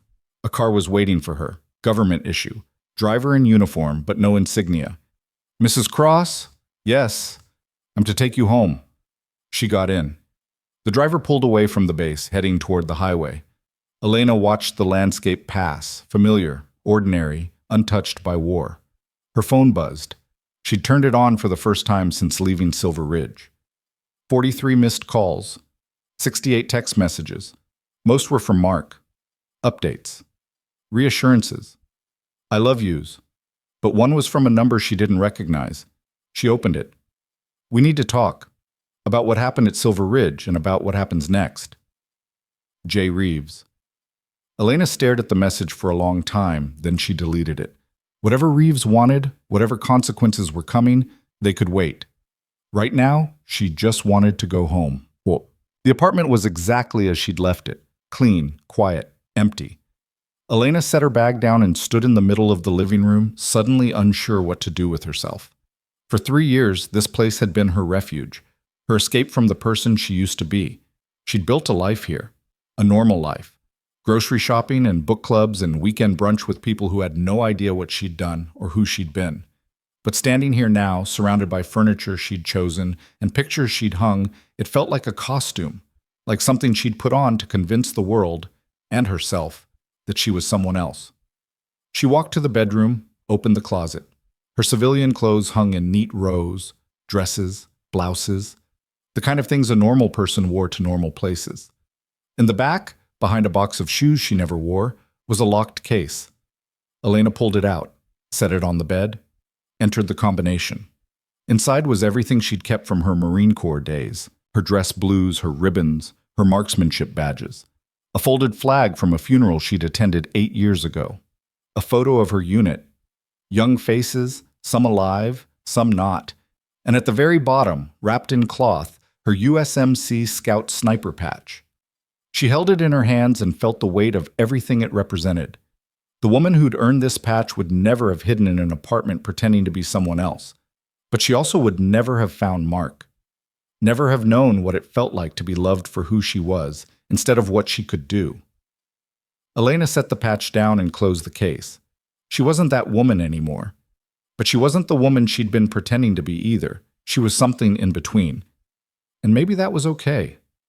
Her phone buzzed again. Another message from Mark. "Landed. Debriefing in 2 hours. Miss you already." She typed back. "Miss you too. Be safe." His response came immediately. "Always. Thanks to you." Elena smiled, set the phone down, walked to the kitchen. She made coffee. Strong. Black. The way she used to drink it in the desert between patrols. And while it brewed, she stood at the window and watched the city move below her, people going about their lives, unaware of what had happened in the mountains, unaware of the woman in the apartment above them who'd saved 23 lives they'd never know about. She was okay with that. She didn't need recognition, didn't need medals or headlines or people thanking her. She just needed to know that when it mattered, when everything broke and the world went sideways and there was no one else who could do what needed to be done, she'd been there. And she'd been enough. The coffee finished brewing. Elena poured a cup and returned to the window.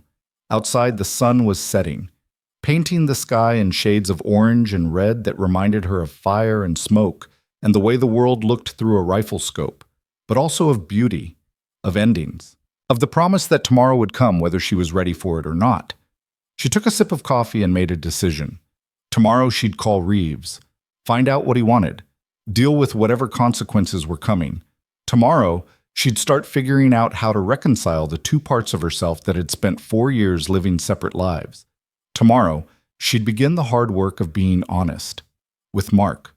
With herself. But tonight, for just this moment, she let herself be still. Let herself remember what it felt like to be the woman who visited her husband at a frozen outpost and ended up saving everyone there. Let herself acknowledge that maybe, just maybe, she'd never really left the service behind. She'd just been waiting for a reason to come back. And when that reason came, she'd been ready. She always had been. She always would be. Elena finished her coffee, rinsed the cup, and set it in the sink. Then she pulled out her laptop and opened a new document. She didn't know what she was going to write, didn't know if anyone would ever read it, but she started typing anyway. My name is Elena Cross. 4 years ago, I was Staff Sergeant Elena Volkov, USMC Scout Sniper. This is my story. The cursor blinked, waiting. And Elena, for the first time in 4 years, began to tell the truth. The words came slowly at first. Elena sat at the laptop in the quiet apartment, fingers hovering over the keys, trying to find the right place to begin. Not with Silver Ridge, not with the gunfire and the blood and the bodies cooling in the snow. Further back. She wrote about enlisting at 19, about the recruiter who'd looked at her like she was just another statistic, another body to fill a quota. About basic training and the first time she'd held a rifle and realized she was good at something that scared her. She wrote about sniper school, about the instructors who'd tried to break her and the ones who'd seen something worth keeping, about the first time she'd looked through a scope at another human being and understood that distance was both a gift and a curse. She wrote about Fallujah. The word stuck there. Her fingers stopped moving. She could see it. The city in ruins, smoke rising from buildings that had been homes, streets that had been neighborhoods. The Marine who'd died in her arms, 22 years old, from Ohio. He'd shown her pictures of his girlfriend the day before. Talked about proposing when he got home. Elena closed her eyes, kept writing. She wrote about Helmand Province, about the Taliban fighter she'd tracked for 3 days before the shot presented itself, about the way his body had fallen and the way she'd felt nothing at all. That was when she'd known something was wrong. Not the killing itself, war demanded that, but the absence of feeling, the cold, clinical efficiency. The way her hands had stopped shaking and her heartbeat had stopped racing and pulling the trigger had become as natural as breathing. She'd looked at herself in a mirror one day and seen a stranger. Someone she didn't recognize, someone she didn't want to become. So she'd left, changed her name, buried her record, built a life where no one knew what she'd done or who she'd been. And it had worked. For 4 years, it had worked. Until Silver Ridge. Elena stopped typing and stared at the screen. The cursor blinked accusingly. Her phone buzzed. Another message from Mark. Debriefing's done. They're asking a lot of questions. About you. About what happened. I'm not saying anything you wouldn't want me to. She typed back, say whatever you need to say. I'm not hiding anymore. 3 dots appeared. Disappeared. Appeared again. Are you sure? Yes. Okay. I trust you. I love you. I love you too. Elena set the phone down and returned to the document. She wrote for 2 more hours, barely stopping to breathe, letting everything pour out, the truth she'd buried, the person she'd been, the woman she'd become. When she finally stopped, it was past midnight and her hands were shaking. She saved the file, closed the laptop, and then she called Colonel Reeves. He answered on the second ring. I was wondering when you'd call, Reeves said. You wanted to talk. I do, but not over the phone. Can you meet me tomorrow? 1400 hours. There's a cafe in Arlington. The Grind.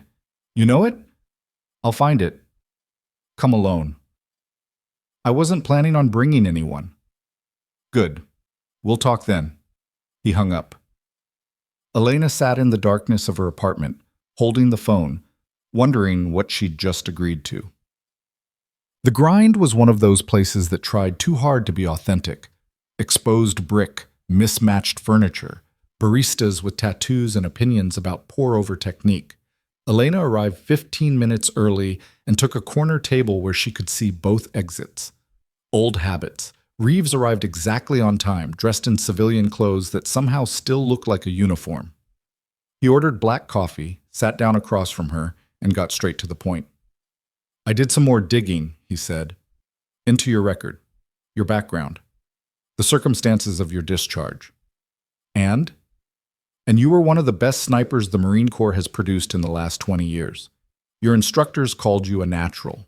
Your commanding officers wanted to fast-track you for special operations. You could have written your own ticket. I didn't want a ticket. Why not? Elena took a sip of her coffee. Because I was good at killing people, Colonel. Too good. And I didn't want to spend the rest of my life doing the one thing that came easy. Reeves nodded slowly. I understand that. More than you might think. Do you? I've been in uniform for 32 years. I've sent people into combat. I've written letters to families. I've stood at graves and told myself it was worth it. He looked at her. But sometimes I wonder if I stayed because I believed in the mission or because I didn't know how to be anything else. Elena didn't respond. The reason I wanted to meet, Reeves continued, is because I need to tell you something, off the record. Okay. We found the mole, the person who leaked Silver Ridge's security protocols.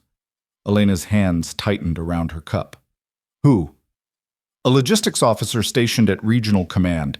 He'd been selling information for 6 months, not just about Silver Ridge, about multiple outposts across the sector. Reeves pulled out a folder and slid it across the table. He's in custody now, talking, trying to cut a deal. Elena opened the folder. Inside were photos, transcripts, intelligence reports. The logistics officer was a captain, 38 years old, married, 2 kids. He looked normal, unremarkable. Why did he do it? She asked. Money, gambling debts. He owed the wrong people, and they offered him a way out. Reeves tapped the folder. The people who attacked Silver Ridge were Russian contractors, mercenaries. They were paid to eliminate the base and everyone in it, make it look like an insurgent attack. Why? Because Silver Ridge sits on a strategic choke point, controls access to a valley that certain interests want to use for smuggling operations, drugs, weapons, people. If they could take out the base and make it look random, they could move freely through the region for years before anyone caught on. Elena felt something cold settle in her stomach. They were going to kill everyone, not as an act of war, as a business decision. Yes, and if I hadn't been there, then 23 people would be dead, and we'd be investigating a terrorist attack instead of a failed mercenary operation. Reeves closed the folder. You saved lives, Mrs. Cross. Not just that night, but for years to come. Because now we know. Now we can shut down the whole network. Elena stared at the folder. What happens to the logistics officer? Court-martial, probably life in Leavenworth. He sold out his own people. There's no coming back from that. Good. Reeves took a sip of his coffee. There's something else. What? The official investigation into Silver Ridge is complete. The report states that the base was defended by military personnel with assistance from civilian security contractors who happened to be on site during the attack. Your name isn't mentioned. Your background isn't mentioned. As far as official records are concerned, you were never there. Elena looked at him. You buried it. I protected it. There's a difference. Why? Because sometimes the right thing and the legal thing aren't the same. What you did at Silver Ridge was necessary. It was heroic, but it also violated about a dozen regulations and could have created a political nightmare if it became public. He met her eyes. I can't give you a medal. Can't put you in for a commendation. Can't even officially acknowledge what you did. But I can make sure it doesn't come back to bite you. What about Mark? He's being reassigned, new post, stateside. He'll finish out his career without this hanging over him. Elena felt something loosen in her chest. Relief, maybe. Or just exhaustion. Thank you, she said quietly. Don't thank me yet. There's a condition. Of course there is. Reeves leaned forward. I want you to consider coming back. Elena blinked. What? Not active duty, not regular military, but we have programs, private contractors, advisory positions, places where someone with your skills could do a lot of good without wearing a uniform. You want to hire me. I want to give you the option. You proved at Silver Ridge that you're still operational, still capable. The question is whether you want to use those capabilities. Elena set her cup down. I left for a reason, Colonel.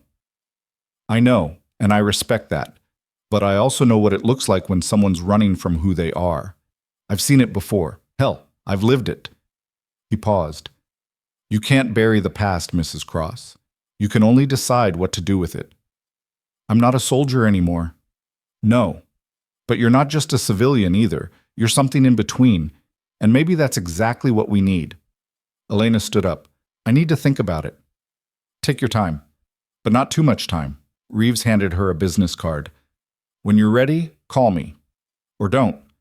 Either way, what you did at Silver Ridge won't be forgotten. Not by me. Not by the people you saved. Elena took the card, looked at it, slipped it into her pocket. One more thing, Reeves said. Your husband. He's a good officer, but he loves you more than he loves the uniform. If you ask him to choose, he'll choose you, every time. Remember that. I will. She left the cafe and walked out into the cold January afternoon, Reeves's words echoing in her head. Mark came home 2 weeks later. Elena picked him up from the airport, and they drove back to the apartment in silence. Not uncomfortable, just heavy, weighed down by everything that had happened and everything that still needed to be said. Inside, Mark set his bag down and looked around like he was seeing the place for the first time. It's weird being back, he said. Yeah, everything looks the same but feels different. I know what you mean. He turned to her. We need to talk, really talk. I know. They sat on the couch, not touching, the distance between them measured in more than inches. Mark spoke first. I've been thinking a lot about what happened, about you, about us, and I keep coming back to the same question. What question? Are you happy? Here, with me, with this life. Elena looked at him. Yes and no. That's not an answer. It's the only one I have. She took a breath. I love you, Mark. I love the life we built, but there's a part of me that I tried to kill, and it won't stay dead. It came back at Silver Ridge, and I don't know if I can bury it again. I'm not asking you to. What are you asking? I'm asking if you want to stay married to me, if you want to keep trying, or if you want to walk away. The question hung between them. Elena reached out and took his hand. I don't want to walk away, but I don't want to lie anymore either. Then don't. Tell me the truth. All of it. So she did. She told him about Fallujah and Helmand and the faces she still saw when she closed her eyes. She told him about the Marine who died in her arms and the Taliban fighters she'd tracked for days. She told him about the moment she'd realized she was becoming someone she didn't want to be and the decision to leave everything behind. She told him about the nightmares, the hypervigilance, the way she'd jump at loud noises and scan rooms for exits and never sit with her back to a door. She told him about the relief she'd felt at Silver Ridge, not because of the violence, but because for the first time in 4 years she'd been useful, necessary, herself. When she finished, Mark was quiet for a long time. I wish you'd told me all this before, he said finally. Would it have changed anything? I don't know. Maybe, maybe not. He squeezed her hand. But I would have understood you better, understood why you are the way you are. And now? Now I'm trying to figure out if I can live with it, with who you really are. Can you? Mark looked at her. I saw you at Silver Ridge, saw what you did, how you moved, how you thought. It was... He stopped, started again. It was terrifying and incredible, and I realized that I'd been married to someone I didn't really know, but also that the person I didn't know saved my life, saved everyone's life. That doesn't answer my question. Yes, Mark said, I can live with it, but only if you can. Elena felt tears burning behind her eyes. I don't know if I can go back to pretending. Then don't. Be who you are. All of it. The woman who makes dinner and the woman who can take out a target at 900 meters. I don't need you to be one or the other. I need you to be both. What if both isn't enough? Then we'll figure something else out, together. Elena leaned forward and kissed him, soft, gentle, like sealing a promise. When they broke apart, Mark pulled something from his pocket, a small box. What's that? Elena asked. Open it. Inside was a silver pendant, a compass rose, simple, elegant. I bought it at the airport, Mark said. I kept thinking about what you said, about being both, about finding your way, and I thought, maybe you need a reminder that you don't have to choose. You can be everything you are. Elena held the pendant, feeling its weight in her palm. Thank you. There's something on the back. She turned it over. Engraved in small letters, True North. No matter where you go, Mark said, No matter what you do, you'll always find your way back, to yourself, to me, to whatever comes next. Elena put the pendant on. It settled against her chest, right over her heart. I love you, she said. I love you too. All of you. They sat together on the couch, holding each other, while outside the city moved and the world kept turning and the future waited patiently to be decided. 3 days later, Elena made her choice. She called Colonel Reeves and met him at the same cafe. Same table, same corner where she could see both exits. I've thought about your offer, she said. And?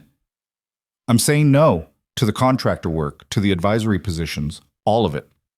Reeves didn't look surprised. Can I ask why? Because I spent 4 years trying to be someone I'm not. I don't want to spend the next 4 years trying to be someone I used to be. She paused. I need to find something in between. Something that's mine. What does that look like? I don't know yet, but I'll figure it out. Reeves nodded. Fair enough, but the offer stands. If you change your mind, I won't. Never say never, Mrs. Cross. Life has a way of surprising us. Elena smiled. I've had enough surprises for a while. I imagine so. Reeves stood and held out his hand. It's been an honor, truly. She shook it. Take care of yourself, Colonel. You too. And remember what you did at Silver Ridge? That mattered. Don't ever forget that. I won't. He left. Elena sat there for a while longer, drinking her coffee, watching people pass by the window. Normal people, living normal lives, unaware of the wars being fought in distant mountains and the people who fought them. She finished her coffee, left cash on the table, and walked out into the afternoon. She had one more stop to make. The VA hospital was a 40-minute drive from her apartment. Elena found Walsh in the rehabilitation wing, working with a patient who was learning to walk again after losing his leg in an IED blast. She watched through the glass as Walsh guided him through the exercises, patient and encouraging, never letting him give up. When the session ended, Walsh saw her and smiled. Elena Cross, I was wondering if you'd track me down. Took me a while? You're here now. That's what matters. Walsh gestured toward the cafeteria. Coffee? Sure. They sat at a plastic table with terrible coffee and worse lighting. Walsh looked tired but content, like she was exactly where she needed to be. How's Patterson? Elena asked. Recovering. He'll walk again. Might even return to active duty if he wants. Kid's tougher than he looks. And Keller? Stationed at Fort Benning now. Last I heard, he's doing well. Requested assignment to a scout platoon. I think you inspired him. Elena smiled faintly. I just told him to breathe. Sometimes that's all people need to hear. They sat in comfortable silence for a moment. Why are you really here? Walsh asked. Elena looked at her. I wanted to ask you something. Shoot. How do you do it? Go from combat to this, from saving lives in war zones to helping people learn to walk again. How do you make that transition? Walsh considered the question. Honestly, I don't think you ever fully transition. You just find new ways to use the skills you have. I can't stop explosions, can't stop bullets, but I can help people heal after the damage is done. That's enough for me. Is it ever hard, being here instead of there? Every day. But hard doesn't mean wrong. It just means it matters. Elena nodded slowly. I've been offered a job, private contractor work, using my old skills in new ways. Are you going to take it? No? Why not? Because I don't want to be defined by what I can destroy.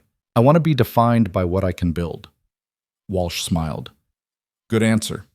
So what are you going to build? I don't know yet. Well, when you figure it out, let me know. I could always use good people around here. Elena looked at her. Are you offering me a job? I'm offering you a possibility. The VA is always looking for people who understand what soldiers go through. Counselors, advocates, people who can bridge the gap between military and civilian life. She paused. You'd be good at it, if you wanted to be. I'm not a therapist.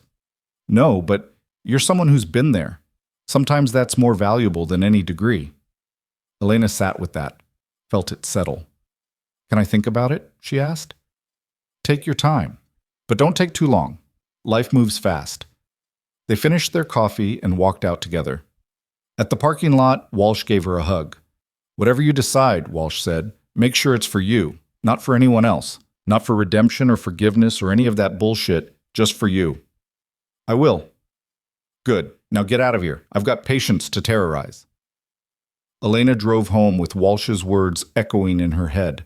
The pendant Mark had given her pressed against her chest, a reminder of true north, of finding her way.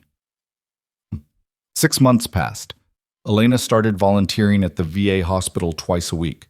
Not as a therapist, not as a counselor, just as someone who listened, someone who understood what it felt like to come home from war and not know where home was anymore.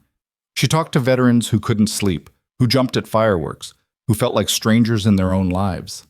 And slowly, carefully, she told them her own story, about being a sniper, about the kills, about the guilt and the fear and the moment she'd decided to walk away, about Silver Ridge, about coming back, about discovering that you could bury who you were but you couldn't kill it, about learning to be both, the soldier and the civilian, the killer and the healer, the woman who'd taken lives and the woman who was learning to save them in different ways. The veterans listened. Some thanked her, some cried. Some just sat in silence, processing the fact that someone understood. And Elena discovered something she hadn't expected. Helping them helped her.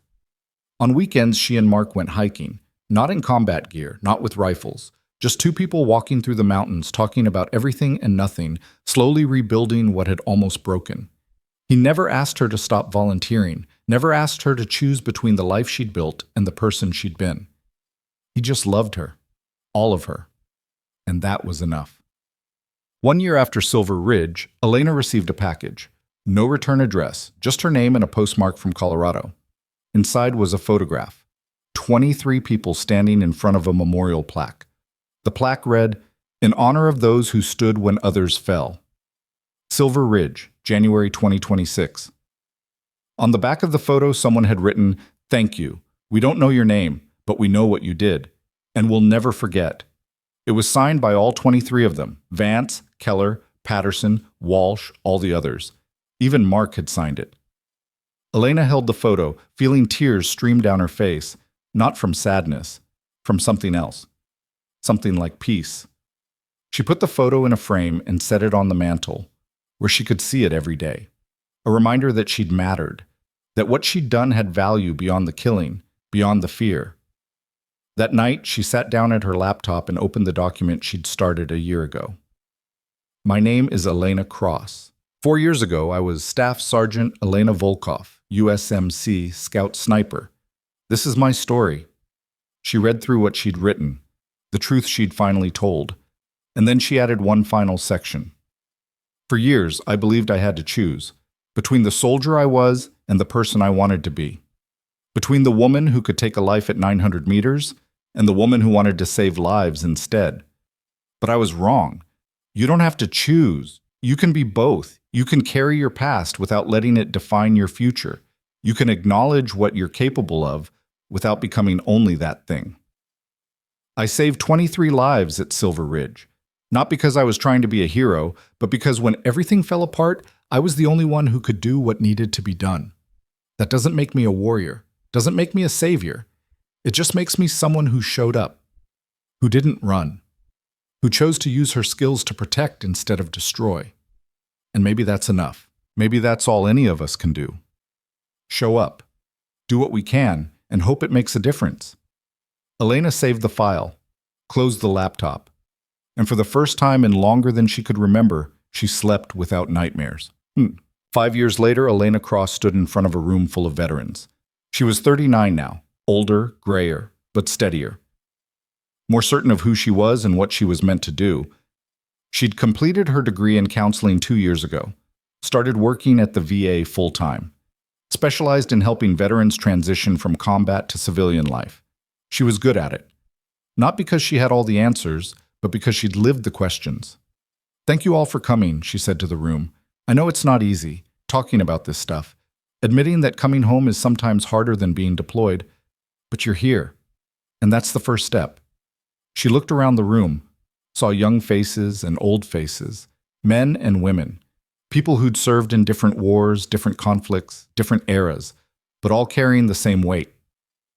My name is Elena, she continued, and I'm a veteran. I served 8 years as a Marine Scout sniper. I killed people. I watched friends die. And when I came home, I didn't know how to be anything other than a soldier. She paused. Let that settle. So I tried to bury it, changed my name, hid my service record, pretended I was someone else. And for a while it worked, until it didn't. She told them about Silver Ridge, not the classified parts, not the details that would violate operational security, but the truth of what had happened, the way her past had come roaring back, the choice she'd had to make. I learned something that night, she said. You can't outrun who you are. You can only decide what to do with it, whether to let it destroy you, or whether to use it to build something better. She saw heads nodding, recognition in their eyes. You're all here because you're struggling, because you don't know how to be civilians anymore, because you miss the clarity of combat and hate yourself for missing it, because you feel broken and you don't know how to fix it. More nods. I can't fix you, Elena said. No one can. But I can tell you this, you're not broken. You're changed. There's a difference. And change doesn't mean the end. It means the beginning of something new. She gestured to the chairs arranged in a circle. So let's talk about what you've lost, what you've gained, what scares you and what gives you hope. Let's figure this out together. They talked for 2 hours. Stories poured out. Tears fell. Laughter broke through when someone shared something too absurd to be anything but true. And Elena listened, guided, offered her own experiences when they were relevant. By the time the session ended, something had shifted. The weight in the room felt lighter, not gone, but bearable. As people filed out, a young woman approached her, mid-20s, Army veteran, Afghanistan. Thank you, she said, for sharing your story, for being honest. You're welcome. Can I ask you something? Of course. Do you ever regret it? Leaving the service? Walking away from who you were? Elena thought about that, really thought about it. No, she said finally. I don't regret leaving, but I also don't regret going back when I was needed.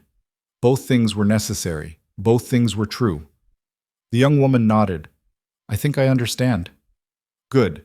Keep coming to these sessions. Keep talking. You'll find your way. You really think so?